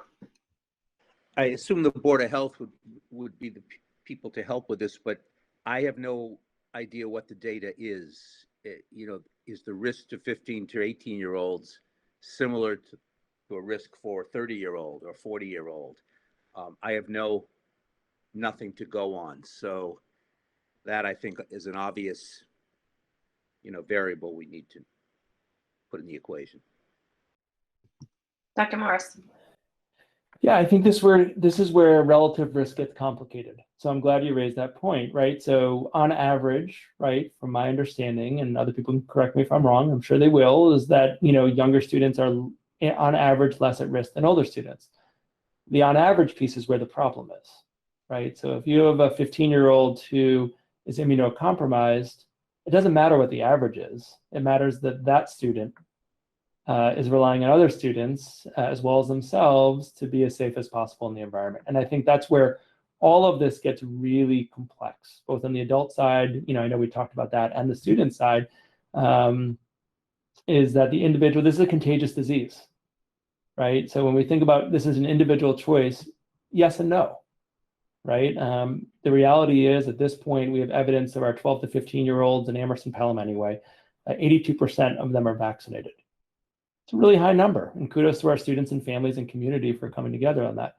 When we talk about our 16 to 18-year-olds, that data is not clean because it goes to 19, that involves a bunch of students, and the data is not clean. But I think we have evidence that that number is pretty constant, that we're over 80% of our students are vaccinated at the region. And I think we'll have over 80% of our staff members vaccinated at the region. Where's the line on those things, right? Where's our comfort level?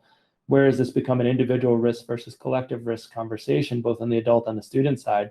And that's why I said there's a lot of nuance. I'm not trying to dismiss the prior topic or the school committee support for it, or the members of the public who weighed in, but we're talking about a relatively small percentage of students and staff that would be affected by any such policy. But with a contagious disease, I'm empathetic. And I mentioned last week that I met with some staff members who are, vaccine questioning, I would say. And they asked me what I thought, and how I responded is, I absolutely heard, I think they made convincing opinions about civil liberties, I think a term someone else used. I'm not convinced, but it was convincing to hear them. And I said, okay, but what if you're in my position? I hear from a parent of a student who's autoimmunocompromised, who's taking huge risks to come to school every day. Where's their rights in all this? Right? Do they have the right to be in class with people who are vaccinated, whether it's students or staff? And I think the challenge that I'm hearing from some families is, well, they're more likely to be a close contact with a fellow student than they are with a staff member. It's not that those folks that I've heard from don't want a staff mandate, but the high school level, the likelihood that they would be a close contact of any staff member is very, very low, right? For most of these students. The odds of them being close contact with a fellow student or colleague, a peer, is much higher. So I don't know where that line is. We're talking in like moral relativity and some really challenging topics, but I want to be clear why this is on the agenda is that it is the case that students, in my experience, are more likely to be a close contact with their peers than an adult. So personally, do I want the social studies teacher in front of the room being vaccinated? Absolutely. The likelihood of spread in a social studies classroom with a student at a high school level, you can't say it's zero, but I don't think it's huge. The likelihood of students who are interacting on a much closer level, quite a bit higher. And there's going to be a lot of opposition, right? You heard some of the public feedback, and we think about that, but this is the conundrum we have, right? We are not a fully vaccinated district. We are a mostly vaccinated district, and thank goodness, because most districts in this country are not. Over 80%, not where most districts are in the United States. But where's that line where you all feel comfortable with the level of vaccination, and where's the line that needs an additional push for that additional layer of safety?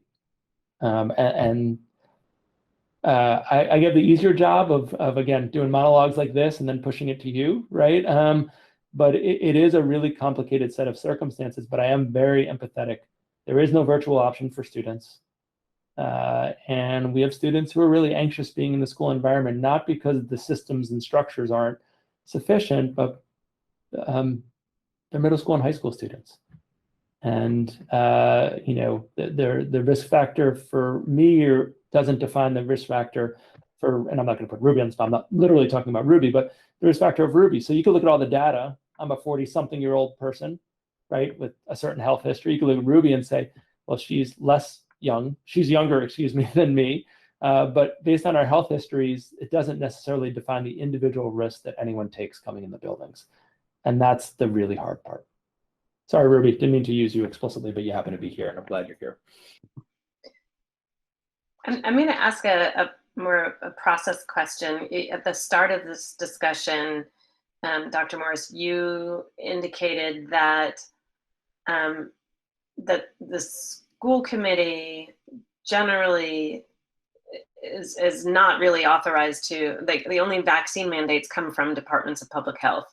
And your advice was that the school committee if we wanted to require this, it's not a policy that we write, it's an advocacy working with our Department of Public Health. Is that I think it could be advocacy. I'd also perhaps use the word inquiry. Inquiry, sorry. Right. Yes. No. I mean, it could be either. I'm not making that judgment for how the committee should do it, but it wouldn't be something that this committee should do as an independent agent. I think it would have to come from a board of, well, by policy would have to come from a Department of Public Health. Yeah. So, and in my mind, because it's not something that we're going to be drafting, I guess my question is I'd almost reframe the question of, like, why wouldn't we? Right, knowing that it's being recommended and advocated across the board for anybody who's eligible. In most cases, we're talking about mandates elsewhere. Is there, rather? I mean, we all just came out talking about a requirement for staff.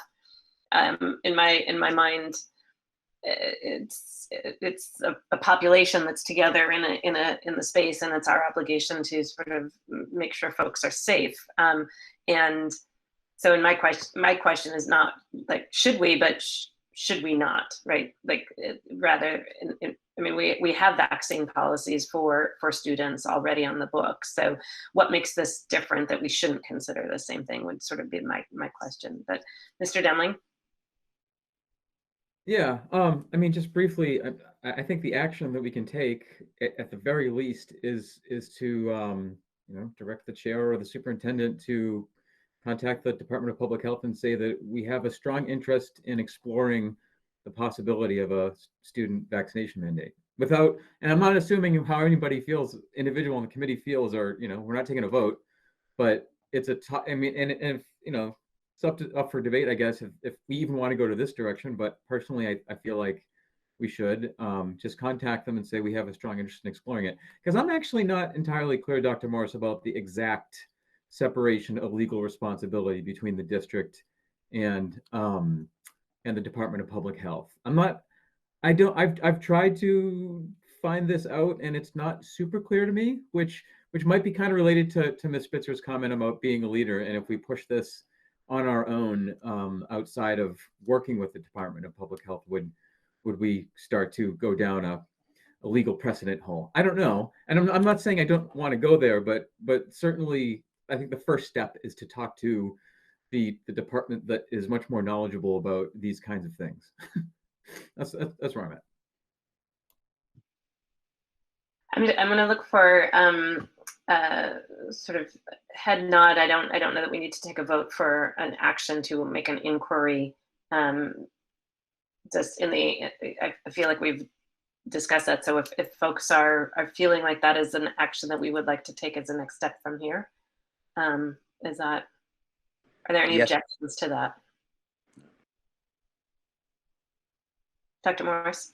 I know you're not objecting, but yeah, before we move on, and I know we got many other items, but and I don't want to put her on the spot, but I think Ms. Kane might have a unique opinion on this one. But you have a unique perspective, just you're the only one of us who can comment, and you don't feel like you need to now because no decision's being made other than to put an inquiry, but I just wanted to prompt if you had something to share that we'd be open to hearing. I actually did. I am strongly in support of a student vaccination mandate because, I'm with a close group of people most of the time. I know they're all vaccinated, but not everyone does. And, I have a friend who has a brother who's not vaccinated, immunocompromised, and she's going to school every day, wearing a mask and taking that risk. And, I get personal freedom, but at a certain point, you're putting other people at risk and you have to make a choice. And personally, I agree. I don't see it as any other vaccination. I'm vaccinated for the flu to go to school. And I get that there's controversy around the COVID vaccine, but I don't want the school to shut down, and I don't want someone to get seriously hurt. And that is my priority. And I see a COVID vaccination as helping prevent that. Thank you. Okay, so I'll connect, follow up with Dr. Morris after this meeting about who should be on following up with the public health. Next up, we have an update on COVID and policy. Yeah, so I'll do this briefly because I want to keep us on schedule, or whatever that, moving is the word I'd use. So health and safety guidelines came out in August. I'm just going to briefly review them and then talk about something new that just went out this afternoon to all staff. So for physical distancing, we are using the more conservative 3 feet wherever possible. And that's the State Department of Health suggested that no distancing is needed. CDC said 3 feet, AAP said 3 feet. So we are using 3 feet whenever possible, which is the vast majority of our spaces. There are some science labs and some spaces that are ill-suited for that, and we're doing the best we can with those classes. But in the vast majority of classes, we are maintaining at least 3 feet of distancing at the secondary level. When we're outside, we're not requiring distancing, and that's consistent with all the guidance. Inside, there is a universal masking, and again, that's consistent with both the AAP and CDC. According to DESE, on October 1st, if we're over 80% of people vaccinated at school, we can relieve ourselves of masking. We will be over 80% of people. I'm going to say right now, I'm not interested in having a demasking conversation that soon. Hopefully our numbers in the state look like they're stabilizing a bit. I'd still like to see a pretty downward spiral before we have more conversations about removing masks inside. But that's where we are at the moment in terms of masking. We are allowing for outdoor field trips. We are not allowing right now for indoor field trips. And the idea is that an outdoor field trip's right, it's outside, ventilation is taken care of. In indoor field trips, we don't know what the indoor ventilation would be. All of the ventilation in our instructional spaces have been tested at greater than 4 air changes an hour. A lot more spaces have passed that since the last time we're together. A lot of the music performance spaces in the back end of the high school have passed that. Large group spaces, all the gyms, some of the middle school spaces that weren't approved last year have been. So we are at pretty full capacity of spaces, which is a really good thing compared to where we were last spring. For face coverings, bandanas, gaiters, and we added masks with valves. That was a new one. We had a couple, so we've eliminated that as an option for the use. We, of course, have the exemption for medical, behavioral, documented disability for masking, and that's true for all members and is required by law. And this applies off-site as well as on-site for school-sponsored activities. So, for instance, volleyball is a sport. It's played indoors in the fall. It means that our students are masked whether they're at home or away games as well. Transportation, federal law covers this right now, that students and staff are to wear masks at all times, and that we got some reports about windows, so we've reinforced that all windows need to be opened on the bus, and that went over with staff this morning, transportation staff as well. For positive case scenarios, the state actually, probably one of the best documents they came out with, I think, was a 3-page kind of flow chart that's in the packet of different scenarios that play out.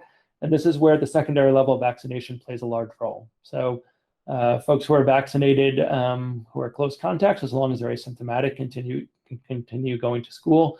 If they're not close contacts, we do have the test and stay strategy, but it's quite a bit more complicated. We do have Binax testing in our schools now for anyone who's symptomatic during the day. So if a student complains of being sick, goes to the nurse says, actually you have a fever, with consent, they can do a Binax test, which is a 15-minute rapid test right away.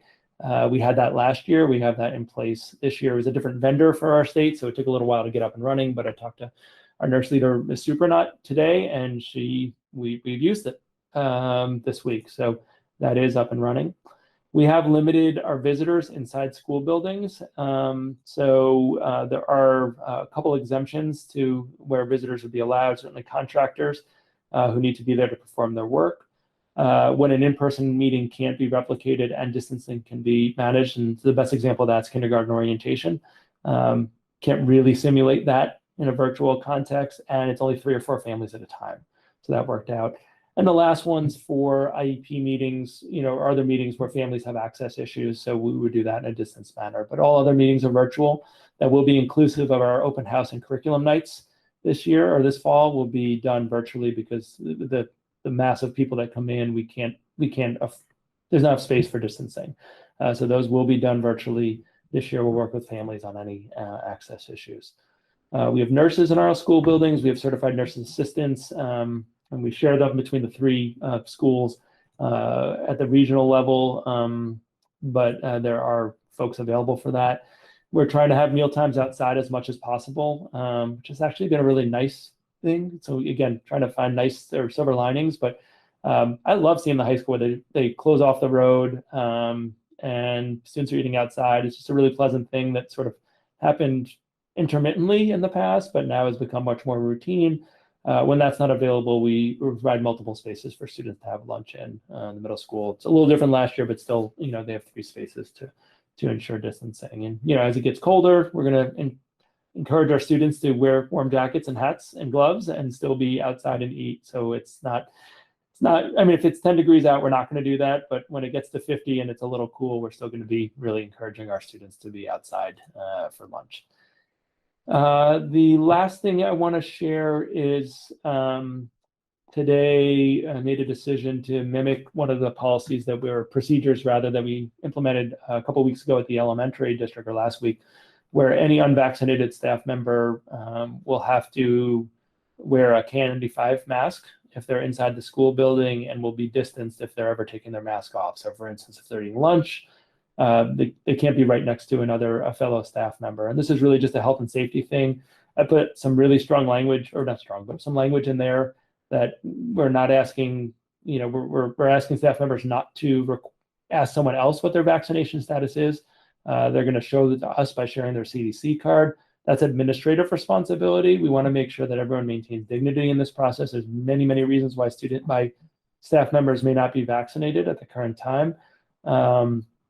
And we know it's a stressful time, and we want to make sure that compassion is leading our way through this focus on health and safety. But as of Monday at the regional level, staff members who are not vaccinated will need to wear KN95 masks or KF94s, which are analogous. We do have thousands and thousands of those, so we can provide them to staff members for this purpose. And many staff members, as Ruby I'm sure has seen, are wearing them routinely anyway. So it's not a scarlet letter.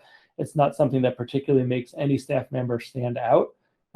It's pretty routine to see staff members wearing this style of mask. So other than administrators, we're not sharing this information publicly, but it is something that we are mandating for staff members to start wearing. Again, if they're not, and even if the mandate, a vaccine mandate comes into place, 2 things want to note. One is that we will have staff who receive religious or medical exemptions, so this will continue to apply. And even if a mandate takes in place, it's going to take a long time. That cycle of full vaccination takes 5 weeks from, first shot to completion, or 6 weeks, depending on Moderna. So it's something that we will be implementing next week. And it's just based on keeping everyone safe in terms of the expectations we have for unvaccinated staff members. And so I think that, in a nutshell, is the health and safety update. So see if there's any questions from anyone on the committee. Thank you. Questions?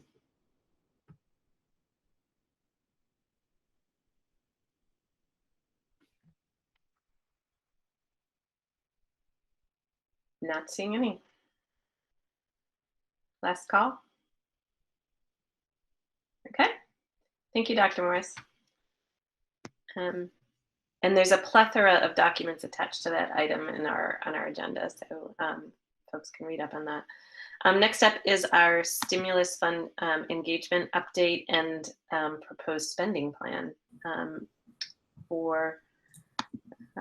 clicking forward. And there is a report in our agenda that describes the outreach that and engagement that happened in the late summer.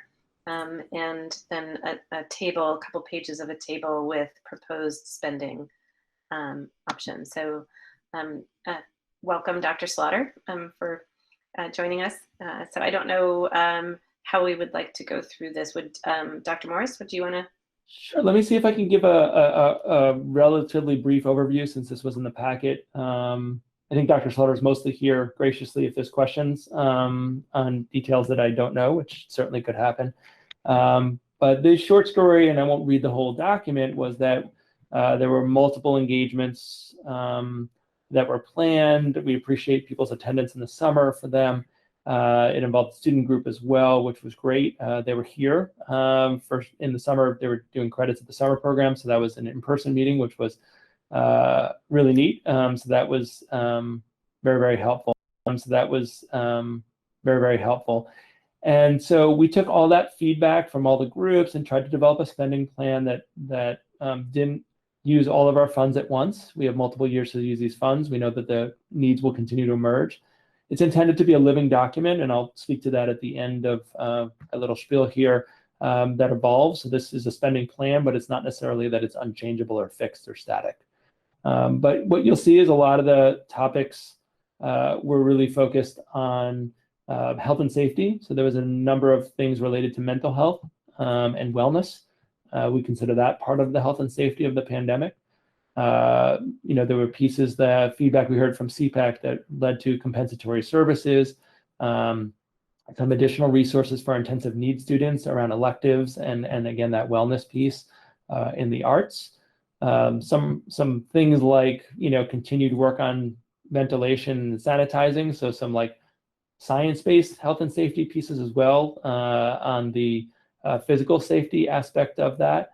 But also we wanted to look at, and Summit Academy had particular needs that need to be addressed. There was a lot of feedback around athletics from a lot of the groups. So working with Ms. Stewart, our athletic director, we included a significant amount of funds for the athletics department to utilize. We also, look to the arts. There's special masks that we got feedback on from staff to play certain instruments that allow students to play instruments safely. That's something we wanted to fund. But I think the other sort of larger ticket item was supplemental air conditioning for high school students, especially PIP and Summit. It's in a part of the building that doesn't cool well, I think is a fair way to say it. And because we expanded our summer programs last year and we plan to again this year, particularly for those populations, we want to make the environment more comfortable. So what typically happens is students either are uncomfortable or they transition to air-conditioned spaces for our summer programs. None of us have that as being comfortable. This was on the capital plan, but I think it's more acute as we're adding more compensatory services in time, particularly for, all those students have special needs. So it is a big ticket item. It's not something that will be fixed tomorrow. It involves contracting that out. But it is one of the things that we heard from many people concerned about students with special needs about, and we wanted to make sure that we put that into place. Some other feedback I've gotten after the fact, and this will continue. What about expanding Wi-Fi access for students whose classes are outside at the high school? The good news is we already thought of that, and Jerry Champagne, our IS director, is just waiting for, there's technology devices are not shipping readily, right? Everyone's experienced that. And so we're waiting on one last part, but it's actually been rewired so that the access point will expand to where many of the students and classes meet outside. So that's not something we have to fund through this line. We've already funded that. Another one that came up is, there's a lot on athletics and special needs and the arts, but there wasn't as much on the performing arts explicitly for all students. And that's something I'm meeting with someone from the performing arts department tomorrow to gather feedback. Are there things, particularly with the distancing requirements, that we can that's purchasable beyond the instrument piece I mentioned earlier and the specialized masks that might promote that? So that's something that we'll come back to, but we want this to be a living document. We want, as good ideas come in, for us to be able to evolve with it. And what we plan is to routinely share, here's where we are in our spending plan, here's what we're doing, and whether it's quarterly or biannually over the next 3 years, so that both the committee and the community get a sense of how the funds are being spent, how they're being actualized in terms of impacting students and staff, and what they're doing to keep our community moving forward. So, Dr. Slaughter, did I miss much? No, I think that captures it pretty well. Thank you. Questions? Ms. Dancer. Sorry, I don't have a question, but I just realized I didn't see this before. The first sentence of this memo says, as part of the Pelham school districts. I think that should be the Amherst-Pelham school districts. You are correct. I apologize for that. And we're That's working with okay. 3 districts at once on 3 different ESSER grants because of the lovely nature of having 3 districts. No, it's not an excuse. It's just a reason. Right. So we will make that edit. And next week, we'll talk about the Pelham spending plan, which sadly for Pelham does not involve the same quantity of finances that you're seeing. Right. Yeah. Thanks. But thank you for the note. I apologize about that. Other questions? Mr. Demling and then Ms. Spencer. Yeah, so I just want to thank you and Dr. Slaughter for putting together this list. I think it's a really good mix of sort of the hardcore classic COVID infrastructure that we've all come to know and love, along with some things that are investing more qualitatively in our students. I really like the idea with the athletic line item that we're investing in extracurricular, post-school day activities for students as part of the mental health. I mean, the number of both parents and students who told us last year that it was, participation in one particular sport, particularly when students were remote for most of the year, that sort of got them through the pandemic. We also heard that about some of the performing arts, the musical at the end, that was a real bonding experience. And so, so when I saw that the $150,000 line item, that is a big chunk of change in terms of the overall percentage of spending. So I do like the idea very much of trying to balance that out a bit across the different extracurricular activities, and talking to the performing arts head is a great idea. So whether we need to recalibrate that amount or even expand it, depending on what the future funds are looking like, I think that would be good. And if there are other extracurricular activities beyond just athletics and arts, that would serve the same purpose. I really like that approach. It was also very reflective of the input itemized from the sessions. So I appreciate that. Ms. Spitzer. Thanks. I had similar comments, but one thing I wanted to note, just because 150,000 for the athletics looks really large, and I'm assuming that some of that is, I think it would be helpful to separate the water stations from the uniforms and things like that, just because I feel like the water stations are probably the big ticket items there, and it just would be kind of nice to call that out, since those will be available to students regardless of whether or not they're doing team sports, probably. And I guess I wanted to also kind of re-emphasize if it's possible to, I guess I wanted to clarify, when we're talking about athletics, are we talking about exclusively team sports, or are we also talking, are there other ways that we're trying to get kids moving more and engaging in, movement, not because they're competitive, but because it makes you feel better and it's good for your mental health. So I think it would be great if there's a way to kind of call out the things that are done for team sports, and then some of the things that are done to just encourage movement in our students. And then one final thing is that I'm just really happy to see that the 100,000 for the air conditioning, because I remember, I just wanted to confirm, I think this was an item that we had to cut because we had to cut back on what we were spending capital dollars on. So it's just, I'm really glad to see that, especially for the addressing the summer learners, the folks who need additional help over the summers, because I'm sure that's increased as a result of the pandemic. Thanks. Dr. Morris? Just very briefly, there's a line item in here, $70,000 for FTE for more elective teachers, and part of that has went to increase PE offerings around movement that is accessible to all students, whether or not you choose to play interscholastic sports. It's not a total answer to your question, but I think you're spot on. We thought about it, and I want to compliment the high school admin team for really having a lot of the same thoughts that you expressed and being proactive about that. So that's in place for this year. Any other questions?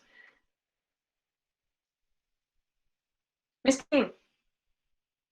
I'm really glad about the air conditioning because my math classroom was unbearable last year. So that's great. And I'm also really appreciative of the money towards sports. I play field hockey, or I did play field hockey, which tends to be underfunded. And those uniforms are really old. And I'm really glad that we have this opportunity to spend money towards it. So Thank you. Any other questions?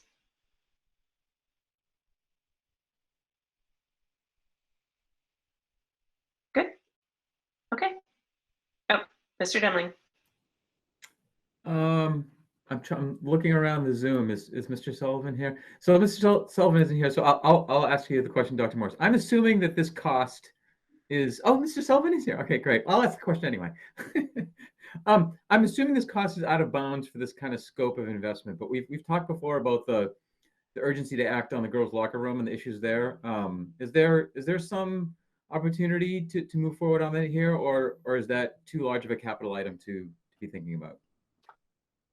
I mean, it needs to get done. So I'm glad that Mr. Sullivan doesn't forget it, and you didn't forget that Mr. Sullivan doesn't forget it. So that's a good thing. I think it's certainly something we could talk about. I do think that could be talked about here. I would prefer at this point that comes up in the capital conversation for the region, as opposed to this particular part of it. That's a longer project where, you know, there's design features and I think it fits squarely in there. I mean, it's an awkward conversation too, because we're using locker rooms less. So, you know, it's sort of a, you know, not to be flip about it, but it's, you know, you could make an argument, and you can make an argument opposed to some of the things that are on this list. But I think when we talk about capital requests at the region, I would like that to be front and center this year.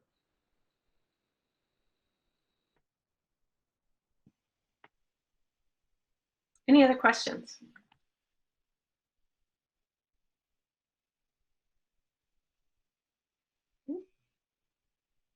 Not seeing any. So thank you, Dr. Slaughter and Dr. Morris, and then Ms. Westmoreland also for organizing all of the outreach sessions. That was fantastic support. And I'm not seeing any others, so I think we can move on from this item. And as mentioned, we'll, when we get to periodically, when we're looking at our future agenda planning, we'll talk about, we'll get updates on the spending and planning throughout the year. Next up is our, it's labeled 2022-2023 budget process, which it does include, but the start of that process is approving the audit. So I think that's the materials that are in, is that correct? The materials that are attached to this agenda. So that is the first part of this discussion. And for that, I'm going to turn it over. Should I turn it over to Dr. Slaughter or? Yep, okay. Yeah, I can take it, that topic in particular, relative to the audit. So as a requirement of the district, we are compelled to be audited every year. The regional school district is compelled to be audited. In the packet, there are three components that you have there. One is labeled with EOYR, which stands for end of year report. And that's, you know, a review of how our financials look relative to what we reported to the state as to the Department of Elementary and Secondary Education, and do those match up. The second one I'll mention is the what's called a single audit report. It has SAR in the title. That is particular to the federal grant funding that we get. And then the overall audit and information is the FS20, you know, it has FS for financial statements, and that's the broader audit. So I thought I'd start with a couple of just terminology that they use. There's a fair amount of lingo that gets involved in audits, and they're very particular to audits. So number one, I'll talk about is internal controls. Internal controls just means the policies and procedures we follow on a day-to-day basis. So they, you know, they review our internal controls, which means our processes, and they determine whether what our written policies are and what our actions are and whether those match up, but also whether or not those are structured in such a way that when we report our financials that they are accurate. It's not to say they can guarantee that they're accurate. So like you see, if you've read through these, there's a lot of things that they talk about that they do, and a lot of things that they say they can't comment on, and really because they don't go through every single transaction that we complete within the year. That's part of why they say they can't, you know, guarantee certain things. But what they're looking for is that if your processes and procedures are good, the likelihood of anything being significantly wrong with your financials is very, very low. And so the other couple of terms that you'll see is the term modified or unmodified opinion or statement. In the circumstances of an audit, you want an unmodified, which basically means that they don't have to make any, there's nothing in the financial statements that they saw that required them to make us take action that would have changed what we initially gave them for information. So anytime you're looking at an audit and you see unmodified, that's actually a good thing. Two other things that they use, terms they use, is material weakness or significant deficiency. And those are both, review of our policies and procedures, our internal controls, in such a way to determine whether or not how they are structured is such that they might cause a problem. And so in some of those, it's a matter of an accumulative effect. So if you have a number of small things that are wrong, individually may not be problematic, but collectively they are. That's when they started getting into material weaknesses. Material, in their terminology, just means large enough to matter.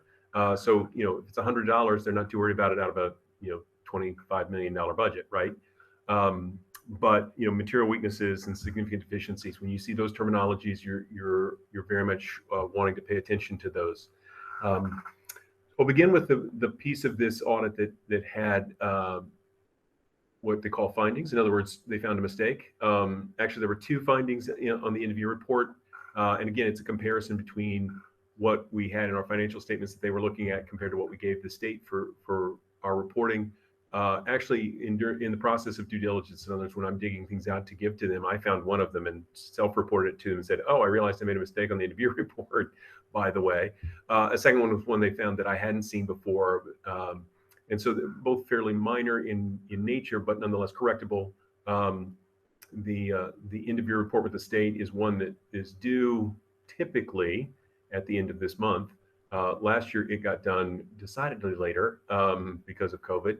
But nonetheless, I was in a meeting with DESE this summer, and there are districts that are still working, and they were threatening to finally close and no longer allow any further edits to 2019 end-of-year report. So there are some districts that really struggle to kind of get this worked out. So we're fortunate that our systems and processes and procedures are such that we don't have that kind of struggle. We have a very robust group of individuals in my office that do fantastic work. We have great policies and procedures in place that allow us to complete that work in a really good way. And so we see reports like these that have really no worries or concerns of any significant nature, and that's tremendous relief for me, but hopefully it is for you as well. The other last thing I'll point out is in the financial statements, you'll notice that our financial circumstances is $14 million worse than the previous year. That's a pretty shocking sort of change from one year to the next. Usually you don't see that large a change. The primary driver of that is every other year we're required to do a full actuarial process relative to the OPEB, which is other post-employment benefits. These are the benefits we promised our retirees, current and future. And how that gets evaluated is a pretty complex process. They go through and, we give them rosters of our retirees and all our current employees, and they do an actuarial study on how long they're planning to live and how many of them are going to take, health insurance through that time of retirement, et cetera, and they make estimates about how health insurance costs will change and how our funding of that retirement will change over time. And so the big takeaway is that there are a lot of variables there, and we changed who did that projection for us last year, previous to the relative to the previous one. So who we've had do that process for us changed in this last full evaluation of our liability, and so they had different assumptions, and it made a pretty significant impact on our number. The good news is it's not due tomorrow, and we've got time to sort of address it. And it is one of those things we do want to keep an eye on. We're going to continue to work on funding our OPEB liability, but it does have a pretty shocking change in the overall financial position of the district. But it is, I don't want to say it's artificial, but it is an artifact of a number of assumptions about a very expensive future cost we might have. If you sort of exclude the OPEB piece, our financial picture is basically where it was the year before, and that's what we'd like to see, is not a significant change in that regard. So those will be the things that I'll mention about this. Again, the short story is we got a sort of clean bill of health from our auditors. Pleased with that, and if you have any questions relative to what's in those reports, I'm happy to answer any of those.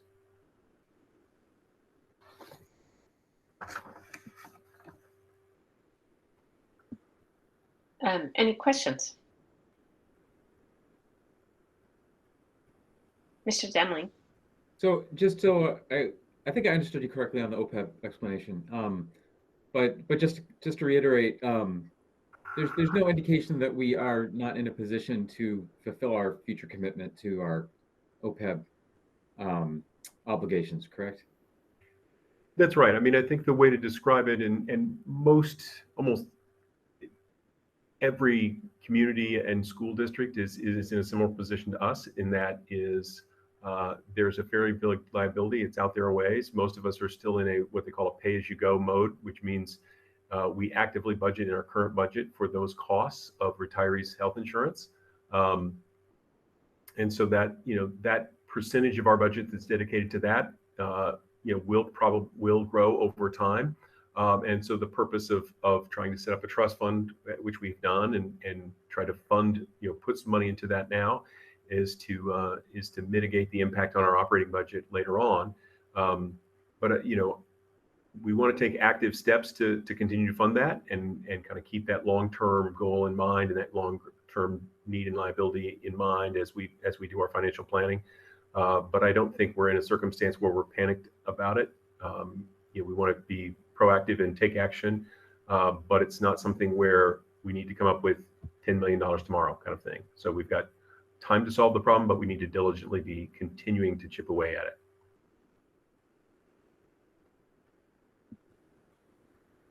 Other questions? Ms. Dancer?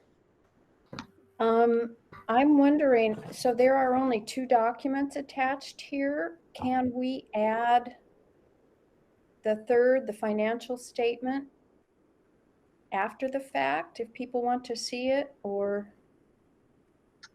I believe all 3, at least on my screen, all 3 are there. oh, sorry, I didn't. I was scrolled down too far. My apologies. I'm pleased that they're all there. That's the long one.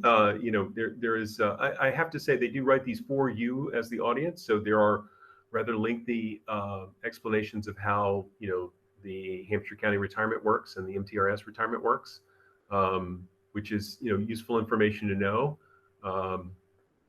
It's probably useful for our employees to know as well, but it does sort of fill some pages.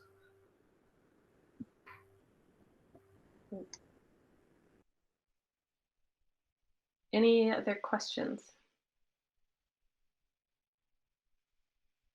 So I believe I was mistaken. We don't take any action on this tonight, correct?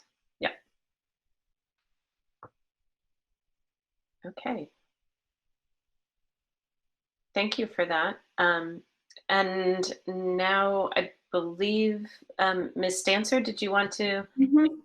Yep. So as I mentioned earlier, when I was talking about the Budget Finance Subcommittee meeting, one item I just wanted to present, and my intention was not to have lengthy discussion about it. I would just be interested in some brief feedback from people on how you would feel about reaching out to the financial people and select board people, or town, in the case of Amherst, the town council people who deal with finance stuff, about what their priorities would be for the budget for the upcoming year and constraints that they know they're going to be facing in the upcoming financial year. Mr. Stammel and then Mr. Demling. Being a non-finance person, to say the least, I am happy to reach out to them if I could just have a little more guidance. I don't, some sentences to say to them, that they would understand as finance people. I just would like to feel a little more knowledgeable before I just reached out. Dr. Slaughter. I think what I would, benefit from, so I'm going to take a bit of a selfish view of this and ask. I mean, certainly if there are things that relate to, the sort of items that are under your purview as far as the sort of plan and operation of the schools, they can obviously, answer that question. I'm much more interested in what are the financial constraints or concerns they have around assessment methods? What are their immediate and longer term sort of financial worries for your town? Sort of how does the school fit within those worries? I have a sense of that for each of the communities, but there may be particular things that they want to offer comment or suggestion on. And I think by articulating those, we often have 4-town meetings, and we sort of each town will often state some of those, but I think that's a short process, and oftentimes I'm not sure it's always possible to digest the full extent of what is fully in people's mind around what their constraints are, concerns for their community, what are things that are outside of the schools that are impacting their decision making. And that's not to pass judgment in any way on any of those things, but certainly, there are some different opinions about, say, the assessment method and what what the community feels is fair for their community, and getting down to the sort of brass tacks on some of those ideas and concepts. I think is useful partly to share with each other, but also, as I think about how we're going to approach, our funding, mechanism, the assessment method, that sort of thing. Are there maybe, sort of some guiding ideas that I see from some of that feedback that could be helpful in trying to put us on a path to an assessment method that's a little, more stable, I guess, for lack of term. The state is kind of frowns at us because we have a different assessment method every year. They're not thrilled with that approach. For a number of reasons, but nonetheless, I think getting some ideas from your financial folks, your finance committee, your select board, can be helpful to illuminate things and maybe articulate a few more details that we may not always catch in a 4-town meeting, that may help us, me personally, but maybe the board, the school committee, to sort of find some guiding principles that can help us get to some methodologies that are helpful and beneficial and productive for us in the future. I think one thing that struck me when I sat in on your budget subcommittee was a comment, I think, Dr. Slaughter, that you were talking about, that sort of this idea of decoupling the conversation around assessment method and that whole discussion happening much earlier in the process, so that we allow for that time to have those rich conversations, and also decoupled with the actual dollar figure and price tag for the upcoming year, so that then when we get to that point, we're actually having conversations about what are the specific driver, because we've already talked about the assessment method. That's my memory of that. Is that a fair recounting of what you were describing? Yeah. It is. I would definitely think, I think having the conversation, or, because the budgets get complex in a hurry. So I think kind of decoupling the particulars of our budget and our coming budget from some of the mechanics of how it all works. So everybody's got a common understanding of the mechanics of how the assessment methods work and function and change as we do different things, understanding what the, sort of, feeding revenue sources are, and the driving expenses, that kind of thing, in broad sense, so people have an understanding of that stuff, separate from then, I think, the conversations where we get into the more explicit budget conversation, because I think that prepares us to understand the push-pull and the mechanics of the system, and then when we can, and they're not completely divorceable ideas, but I think we get that clear in everyone's mind as best we can, understand how those, those pieces work, independent of the actual sort of budget forecasting and process and conversations about, the kind of school and program of studies that we have and what those things cost, and then, what our towns can afford to do.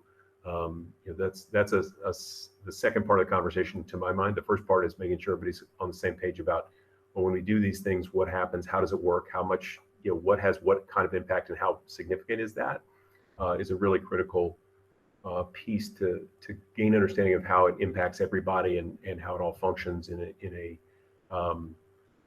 like I say, in the sort of mechanics of process. Mr. Demling? So thank you very much for proactively doing this. I love that we're having a budget discussion at the region level in the first week of September. And I don't mean that sarcastically, I mean that genuinely. This is exactly what we should be doing. We should be doing this more proactively because we have multiple things that we have to parse out in here. And I would actually add a third decoupling. So we have the assessment method definition and trying to gather input from our 4 member towns about what do you want to see in an assessment method? What's your current take on how we get to ideally a steady state resolution on something everyone can agree with? That's part A. Part B is what are you seeing as your early financial constraints for the upcoming budget process? Before we start throwing out numbers, how are things looking for you, right? And town of Amherst usually tells us or starts to indicate this in the middle of October, but there's no reason why we can't start talking earlier. I think those two pieces are properly framed as, we're the regional school committee. We have we're motivated to want to propose an assessment method and a total dollar value to you that you'll approve, right? Because if that's rejected for some reason, then it's very difficult on our member towns and on us. And I think that's important to frame, to clarify the roles between member towns and the school committee, in that, ultimately at the end of this whole process, the only authority, and it's an important authority, but the only authority that our member towns have, the town council and the 3 town meetings, is to vote what we propose up or down, right? They can't change the value amount. They can't say you should spend, this much on paper clips and that much on erasers or what have you. So I think that's important to frame A and B. Part C is what we mentioned as, well, what are your priorities in terms of what you value and how should we spend the money? And I think I would certainly like to get more input from the public at large about that earlier on in our budget process. And so, when I first saw this line item, my first thought was, more public forums that are specifically about the budget, where we invite people in, we invite the public in and say, come tell us about, maybe we give them a little presentation at the beginning to get things rolling, but it's mainly to gather feedback about what you value. And we could also include public officials in that, or maybe we have a separate VIP section or a separate public budget forum that our school committee runs to gather feedback on what you prioritize. What I wouldn't want to have happen is to cross that with what their authority is, right, which is to approve the amount. I feel like it's important for us to make it continually clear to the public that in terms of how we spend the money, that's our job, right? And that's what we're elected to do, and we answer directly to the public for that. And we're happy to hear, that's just how I feel about it. I mean, I'm happy to hear from town meeting members and select board members and finance committee members and town councilors about their personal feelings and opinions and what they happen to see in the budget. I think that's all good and healthy, but I think it should happen in a school committee run process that's part of, like, we're gathering input on values. I think confusion happens with roles when you cross those streams. Mr. Stammel? What would be the best way to present opinions from the finance and select board to you, Dr. Slaughter, or to, how, if I gather information, how would you like it presented? That's a great question. I think that haven't thought about that too much, but I'm open to sort of any suggestion there. I mean, I think, one other piece that I'm thinking about that, and again, how they choose to do it, I'm open to any, opportunities. So if they want to just write me a letter, email, whatever, that's fine. I think understanding the constraints, in some ways of the immediate budget, but also the general overarching constraints. I think that's one of those things that finance committees think about a fair amount, select boards think about. It's like, what's our property tax level going to be? What's our, there's some limitations that people are running up against around, maximum allowable values of property tax, relative to Prop 2.5. Several of our communities are getting close to that 25. It's $25 per thousand is a maximum that is at this point immovable. So there may be great intention to fund things at a much higher level, but the law doesn't allow it. So some of those pieces, if they can, as they have discussions, they're thinking about their future planning, they're putting their budgets, together, whether it be for this coming year. There are some immediate concerns about what they're thinking their resources available to them are, but there's also some overarching structural things that they're thinking about as far as the tolerance of the community to pay more in property tax, what large ticket, say, capital items they have as needs that are coming up that are going to influence their ability to fund their operating budgets. Those kinds of things are helpful pieces of information to me. And it can be general. I don't know that it needs to be terribly specific in that regard, but to understand for each of the communities a little bit of that that's going on, that provides some context of the constraints that each community is working under. There are some, I know there are some similar constraints under, the Prop 2.5 is the same for all of us as far as that's concerned, but there are other more unique things to each community that would be helpful to me as far as understanding the timelines you're thinking about, the trajectories you're thinking about as far as your funding and your capacity to fund, and because one of the questions is always about ability to pay.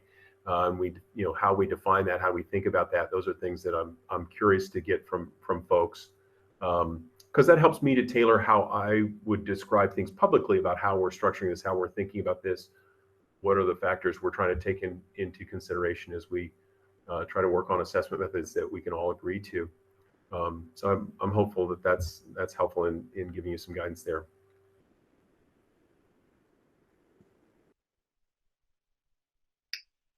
Other thoughts? Mr. Sullivan. Yes, I left this meeting for a few minutes to join the Shutesbury FinCom because they are formulating a letter to this regional school committee about this exact thing, that they're hoping that we can talk about this much earlier and try and figure out what we're going to do way before the four-town meeting. Oh, I'm muted. Hey, how about that? On a separate note. You got muted again. My computer's acting up. So I think there's been a great loss of institutional knowledge in the last couple of years about where we've been and what we've done. That especially at last year's four-town meeting, it seemed like there were a lot of people that had no clue as to where we've been before. So Dr. Morris, I think it's time to start. We'll get ROG fired back up again, because that was so much fun the last time.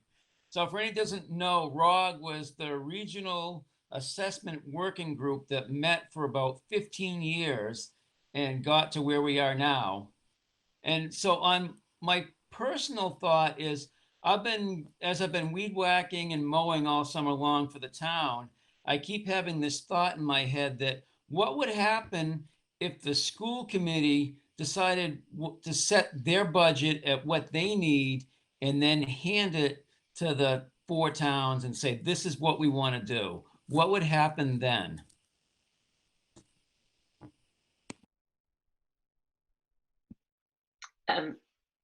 I think Dr. Slaughter's passing on that question, and Mr. Demling wants to answer it.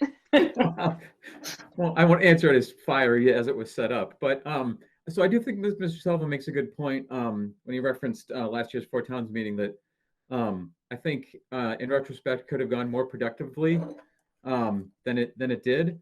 But he's right in terms of institutional knowledge that for many years, members from all 4 towns very sincerely worked deliberately to try and come to a compromise on the assessment method. And whether or not they were headed in the right direction is up for, you can debate. But they did flush out the issues, and even at a very basic 101 level of this is why this assessment method has a wealth factor, and this is what it means to determine ability to pay versus the statutory or rather versus some other methods. See, I'm already getting confused. But anyway, I just think unless there is a few slides to educate, particularly town officials not on school committees who only look at this stuff a few times a year, it would go a really long way to having people have a more informed discussion about what their options are, particularly when it comes to the assessment method. And I forgot the second part that Mr. Sullivan said, so I'll just pause it. You're good, thank you. Other thoughts? I think there's Ms. Stancer. Why don't you go ahead, Allison, then I'll speak. No, I was just filling. So this is it's just really great feedback to hear. I have to say, 3 years, well, 2 years on the region, I'm finally just beginning to understand some of these things. So I can understand how Mr. Stammel is perhaps feeling because it is very complicated. And I'm interested, one thing, that the idea of some kind of advisory committee came up in our budget subcommittee meeting, and I'm not sure we're at a place where we're ready to do that yet, but that perhaps could be something that we would do that would do some of what Mr. Demling just spoke about. Look forward to seeing what the Shutesbury Finance Committee sends. That will be very interesting. And I guess, it's just good feedback to have. And I will say Mr. Slaughter is the one, Dr. Slaughter is the one who really does most of the work for this. So in a way, I feel like the budget committee, we can ask questions and we can come up with ideas, but we need to work really closely with Dr. Slaughter. Because he's the one really who does most of the work. So hopefully we can bring some information back to him that maybe will help him. Thank you. I'm hearing a couple different things, and I'm just curious as to how we want to proceed as next steps. So hearing feedback from a variety of towns. I mentioned at the start of our meeting in my update that just my synopsis is the Amherst counselors are anxious to get started early. Mr. Sullivan shared that Shutesbury is also anxious to get started early, and I would imagine that that's not something that Pelham or Leverett would be against either at this point. But so there's this notion of wanting to start our work together earlier.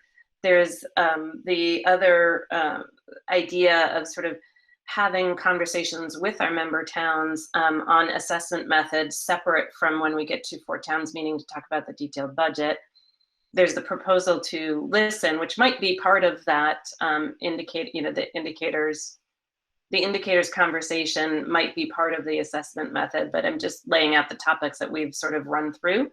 And then the topic that also came up, frankly, at our retreat too, that thank you, Mr. Demling, for bringing that forward again, which is this idea of public forums and public engagement, sort of going even broader beyond the elected officials in our member towns. So it's a lot that we've sort of chewed on.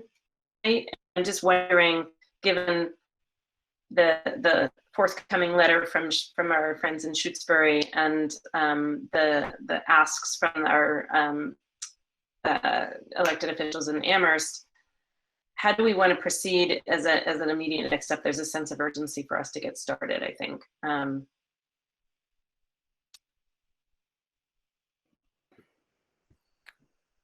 Mr. Denley? So this is just one aspect of it, but so just the assessment of it, for example, if we came up with kind of a assessment method intro 101, and Dr. Slaughter, by the way, doesn't have to do all this, right? Because I mean, part of this I think is the school committee owning it maybe a bit more front and center than we have in the past. This is what Mrs. Sullivan's question was. What if we just said what we needed and went forward? Well, that's probably not a bad way to kind of look at it in terms of, you know, we need to solve this problem for the health of the district going forward. And so here are the sticking points on the assessment method outside of the discussion of how things are looking this year, you know, and try and get feedback on that. I think that's probably the thing that we could most quickly start on, because it doesn't depend on anybody coming in with info about how their town's finances are looking. We could probably also start if we're into, you know, again, this is about, is this too much time and too much biting off more than we can chew? But we could probably start the idea of what do we mean by budget public forums? Is this just an item on our next school committee meeting where we advertise it and we allow people to come in and chime in, where we provide special invitations or not to members of the town, and where we say, okay, this time we're specifically talking about how we're spending our money, and we're talking about priorities and values. You know, or we could do both at the same time. Not in the same meeting, but we could, you know, push two parallel tracks ahead. I'm wondering if this is something that we can refer back to the budget subcommittee to take all this input and sort of come back maybe at our next meeting with a proposed timeline of sort of activity, the different actions, and sort of all the pieces that we've just talked about, and sort of cobble together a rough plan and timeline for that. Ms. Dancer, sorry. We had thought to meet in early October. This sounds like maybe we need to have some discussion before that, especially if you wanted us to bring something back to the next meeting. So timeline, you're thinking, what you're saying is you would like us to bring something back to you for the next meeting? I guess that's my question. I should probably say future meeting as opposed to absolute next meeting. I think you know, reality sets in, but our next meeting, we can get to agenda planning, and sort of that when we get to agenda planning, maybe that's when we can sort of figure out when is feasible for you all to come back with sort of a plan. Okay, thank you. Does that work for? I'm just looking at folks that haven't spoken a lot and just making sure that, okay. Is there anything more on this topic before we move on?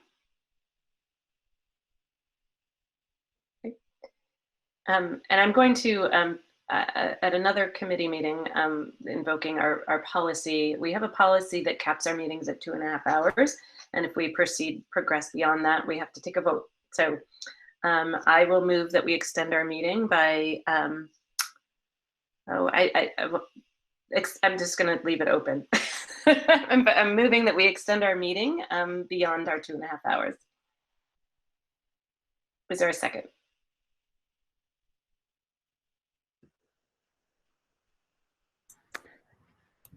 I guess I'm going to second it. I don't know what alternative we have unless we just quit. Is there any discussion? No. Dr. Morris? I saw Ms.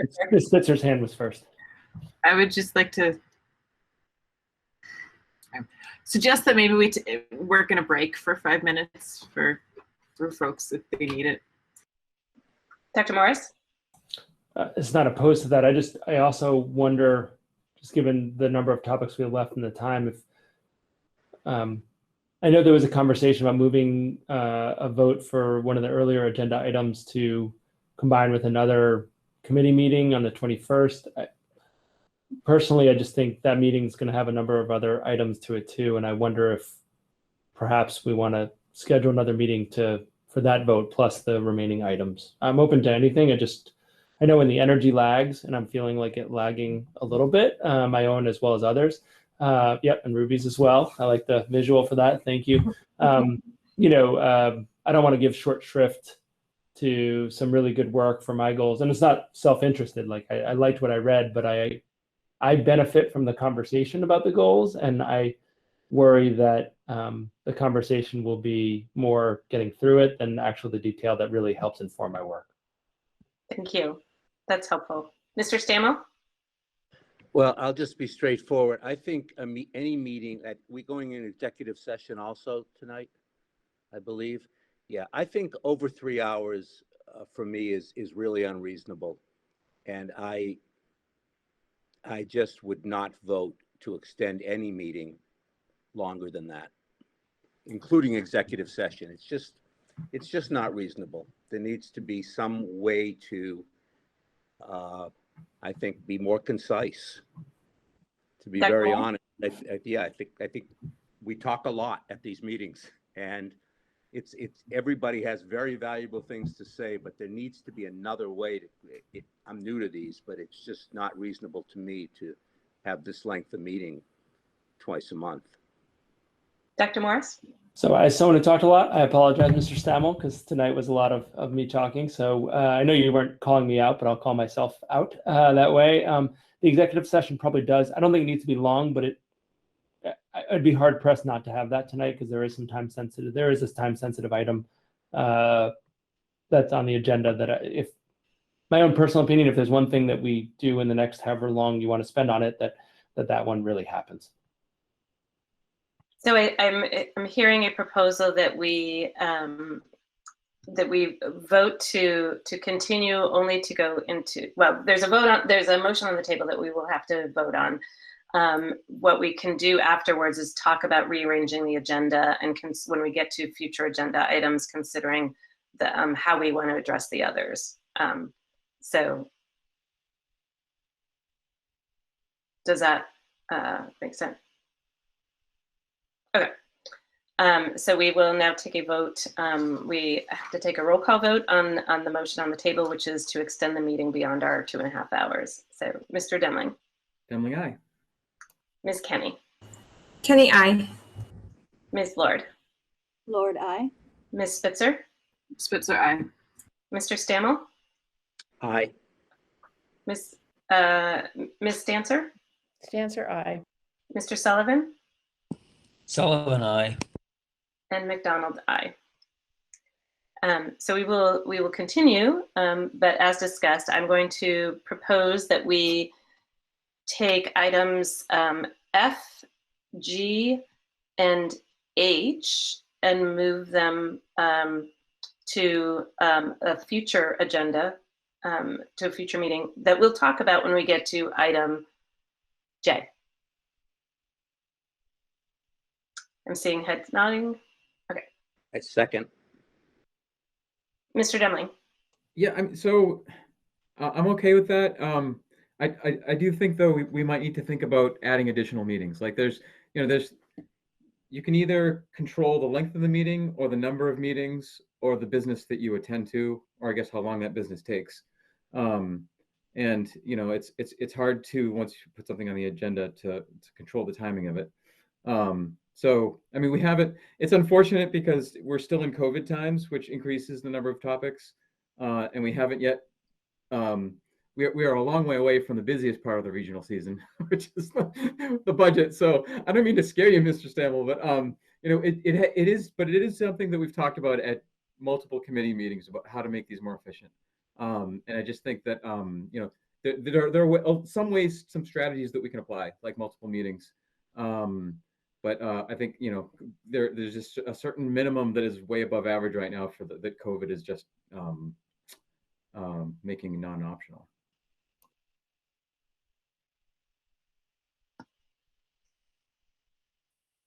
I do think that that I agree with that sentiment, and I do think some of it is also making sure that we're biting off what we can handle. I mean, not in tonight's agenda. I think tonight's agenda, to your point, Mr. Demling, is there's a lot of COVID related and just important just school committee business related items on here that just piled up.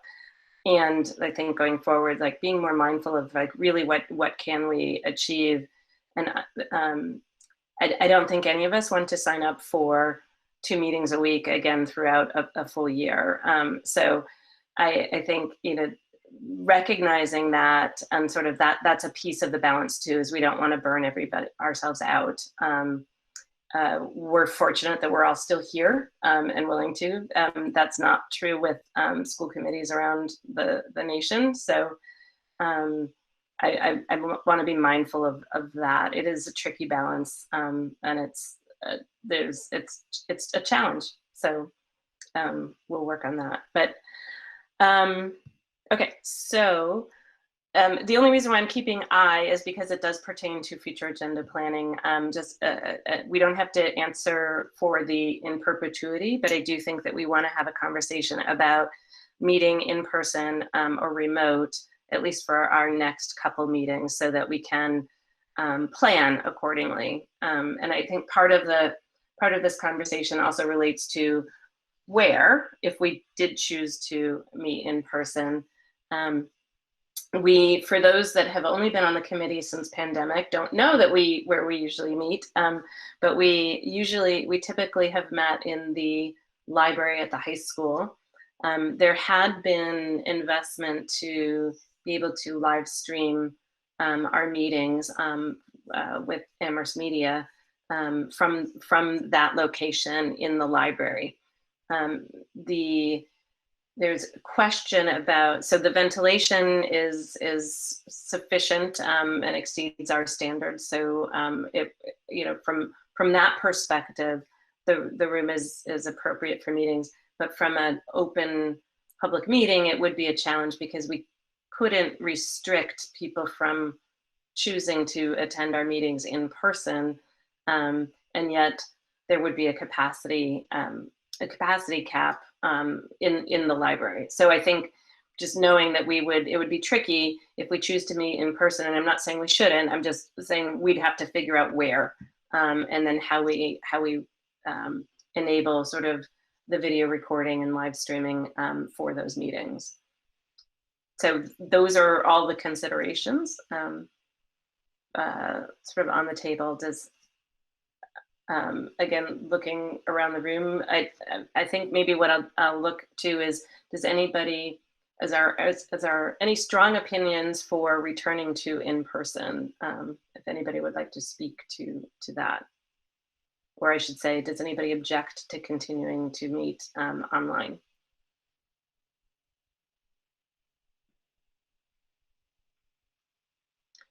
Not seeing any objection there. So I think it's something that we can come back to when we have more time and space to talk about it. But for seeing no real objections to continuing to meet online, we'll plan that our next, at least our next meeting will be online. Okay. Future agenda planning. So we piled a lot of things that we wanted to address here. Right now, our next meeting on the calendar is the 28th. What we're talking about is there's the Amherst School Committee is meeting on the 21st. We could, I think that would make for a very long evening if we try to have a regional meeting on that same evening. So other nights of that week are possibilities for meeting again.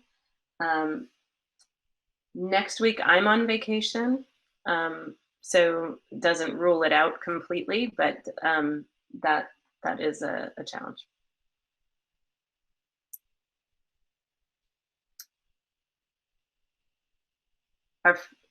What do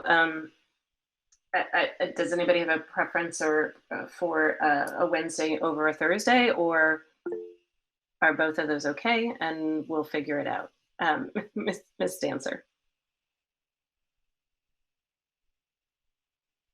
Miss Dancer, you're muted. Pelham has a meeting next week on Wednesday. Pelham School Committee.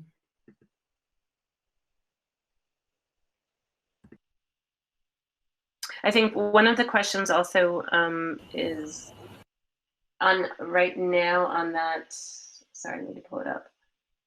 On the 28th, the things that we had sort of penciled in would be a conversation about 6th grade in the middle school. That we wanted to come back on the vaccine policies. Superintendent goals, but that would have to be moved depending on when we talk about our guidance. So if we don't meet before the 28th, then the goals guidance would be on the 28th. And then there's high school accreditation discussion. So those are the topics right now that are planned for the 28th. Mr. Demling. My preference is for an additional meeting the week of the 20th. I think if we take everything we just deferred, plus all the items you mentioned, plus whatever we end up doing with the staff and the student vaccination items, that's way too long for one evening. So I think it's probably best to break it up.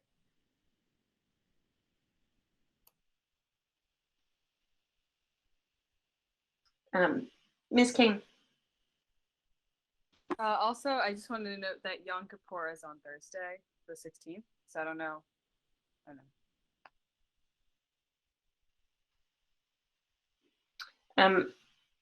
The September 20th, what was the comment about September 20th? Oh, okay. So looks like, except SCTF's meeting on the 22nd.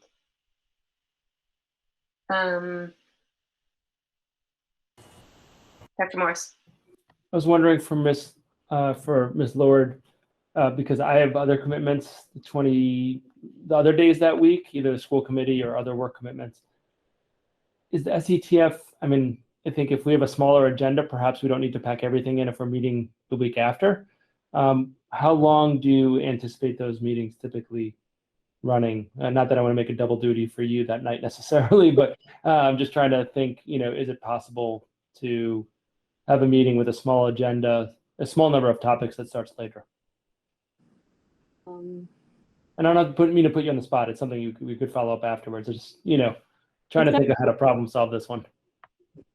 We usually run 1.5, and I'm happy to do double duty.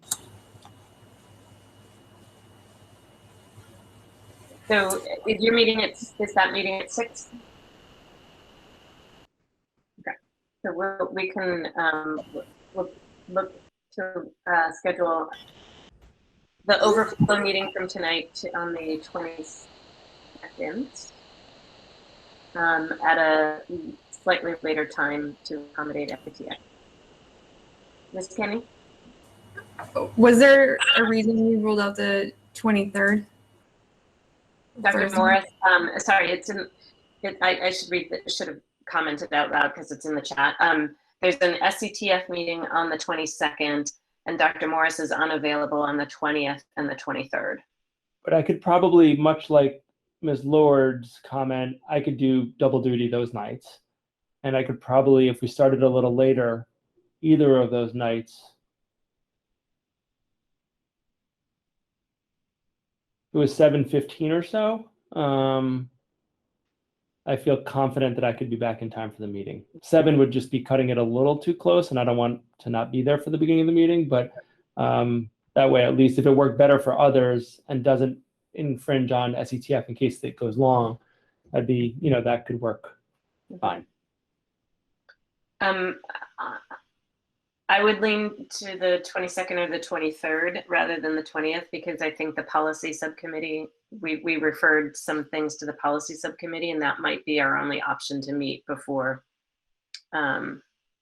because of my vacation next week. So sorry.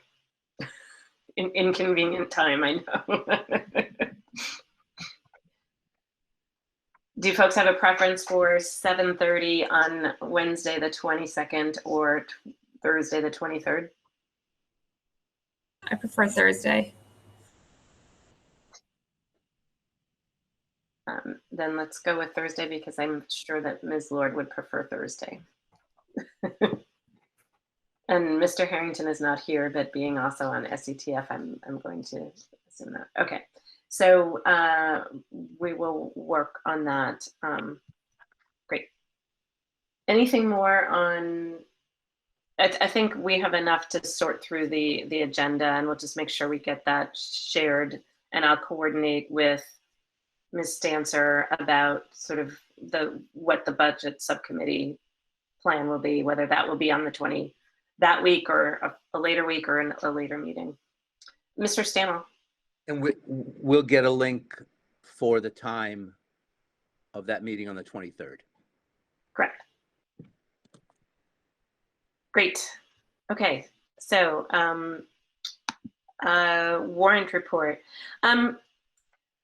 Before we go into that, I have a question. Dr. Slaughter, 2 questions. Well, actually just one. Do they all have to be done at the next possible, or just reported out at some particular time? Because I know that Carrie has a lot. And it was something that I had when another committee was reading warrant reports. And then the other question is, should the warrant reports be posted in the packet? So short answer is I'm not sure. I don't know of a time requirement. I mean, I think that it does need to be publicly reported. I don't know if there's a time constraint. I can check on that. I think that the intention of that sort of cover sheet that has the description with your name on it that you sort of read, that could absolutely be published in the packet of materials, certainly. And if I would offer a suggestion, you could really do a consent agenda item, I think, but I'd want to check on that for sure. So your warrants, maybe even your gifts, could be a consent agenda where it's in the packet. It's that kind of thing, but we would probably check with council on that to guarantee those are right. Okay. But I'll check on the requirements of that. Okay. So Ms. Spitzer. Right, I'll try to do this as quickly as possible. Okay. I, Carrie Spitzer, authorized by my signature to payables in the amount of $944,724.04 for the warrant dated June 24th, 2021. This included general fund expenses in the same amount and was signed by me on July 8th, 2021. I, Carrie Spitzer, authorized by my signature to payables in the amount of $315,085.85 for the warrant dated June 24th, 2021. This included general fund expenses of $311,088.60, $724.75 for revolving fund expenses, and grant fund expenses of $3,272.50, and this was signed by me on July 8th, 2021. I also signed a warrant annual scholarship payment in the amount of $1,000 on July 6th, 2021. I authorized by my signature to payables in the amount of $1,676,913.33 for the warrant dated July 9th, 2021. And this was entirely for general fund expenses and was signed by me on July 9th, 2021. I authorized by my signature to student activities transfer request in the amount of $55,456.06 for the transfer dated July 12th, 2021. And this was for other funds in the same amount and was signed by me on July 12th, 2021. I, Carrie Spitzer, authorized by my signature to payables in the amount of $134,300 $301.35 for the warrant dated July 16th, 2021. This included general fund expenses of $132,761.35 and grant fund expenses of $1,540. And Jean, we're hearing some music. Sorry. I think you need this. Okay, it's nice. But it was dated, this was signed by me on July 19th, 2021. Oh. I, Carrie Spitzer, authorized by my signature to payables in the amount of $257,843.21 for the warrant dated July 30th, 2021. This included general fund expenses of $254,543.21 and grant fund expenses of $3,300. And I signed this on July 30th, 2021. I, Carrie Spitzer, authorized by my signature to payables in the amount of $759,387.11 for the warrant dated June 6th, 2020, June 28th, 2021. This included general fund expenses of $570,878.37, revolving fund expenses of $155,248.41, and grant fund expenses of $33,237.63, and other funds in the amount of $22.70 for gifts. And I signed that on August 2nd, 2021. I, Carrie Spitzer, authorized by my signature to scholarship warrant in the amount of $1,000 for the warrant dated August 4th, 2021, and I signed this on the same date. I, Carrie Spitzer, authorized by my signature to payables in the amount of $2,271.35 for the warrant dated August 9th, 2021. This included general fund expenses of $2,097.35, revolving fund expenses of $174, and was signed by me on August 9th, 2021. I, authorized by my signature to payables in the amount of $350,512.74 for the warrant dated August 11th, 2021. This included grant fund expenses of $284,295.40, revolving fund expenses of $10,839.46, and grant fund expenses of $55,281.63, and other funds in the amount of $96.25 for tailings.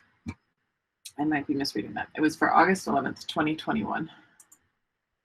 I, Carrie Spitzer, authorized by my signature to payables in the amount of $589,419.83 for the warrant dated August 25th, 2021. This included general fund expenses of $588,657.98, revolving fund expenses of $511.85, and grant fund expenses, and other funds in the amount of $250, again for, it's like tailings. This was signed by me on August 26th, 2021. Last one. I, Carrie Spitzer, authorized by my signature to payables in the amount of $192,908.43 for the warrant dated 8/27/2021. This included general fund expenses of $167,435.80, revolving fund expenses of $10,848.99, and grant fund expenses of $13,149, and other funds in the amount of $1,474.64. And I signed that on August 30th, 2021. Woohoo!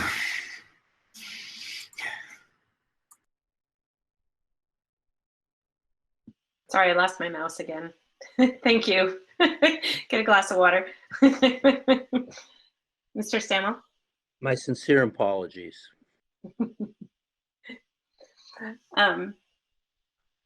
We should have a soundtrack for our meetings, though. I think that might keep us awake. Do we have any gifts to receive tonight? I don't believe so. No. Great. So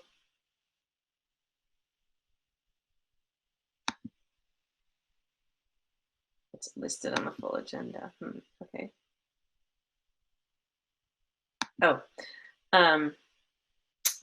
okay. So at this point, I'm going to move that we enter into executive session to discuss strategy with respect to collective bargaining or litigation of UFCW if an open meeting may have a detrimental effect on the bargaining or litigation position of the public body and the chair so declares, and I do declare, and to approve minutes of August 18th, August 20th, August 25th, September 22nd, September 29th, October 6th, October 20, October 27, October 28, December 22nd of 2020, and then January 5th, January 21, February 2nd, and April 6th, May 4th, and June 14th, 2021, with no intention of returning to open session. Is there a second?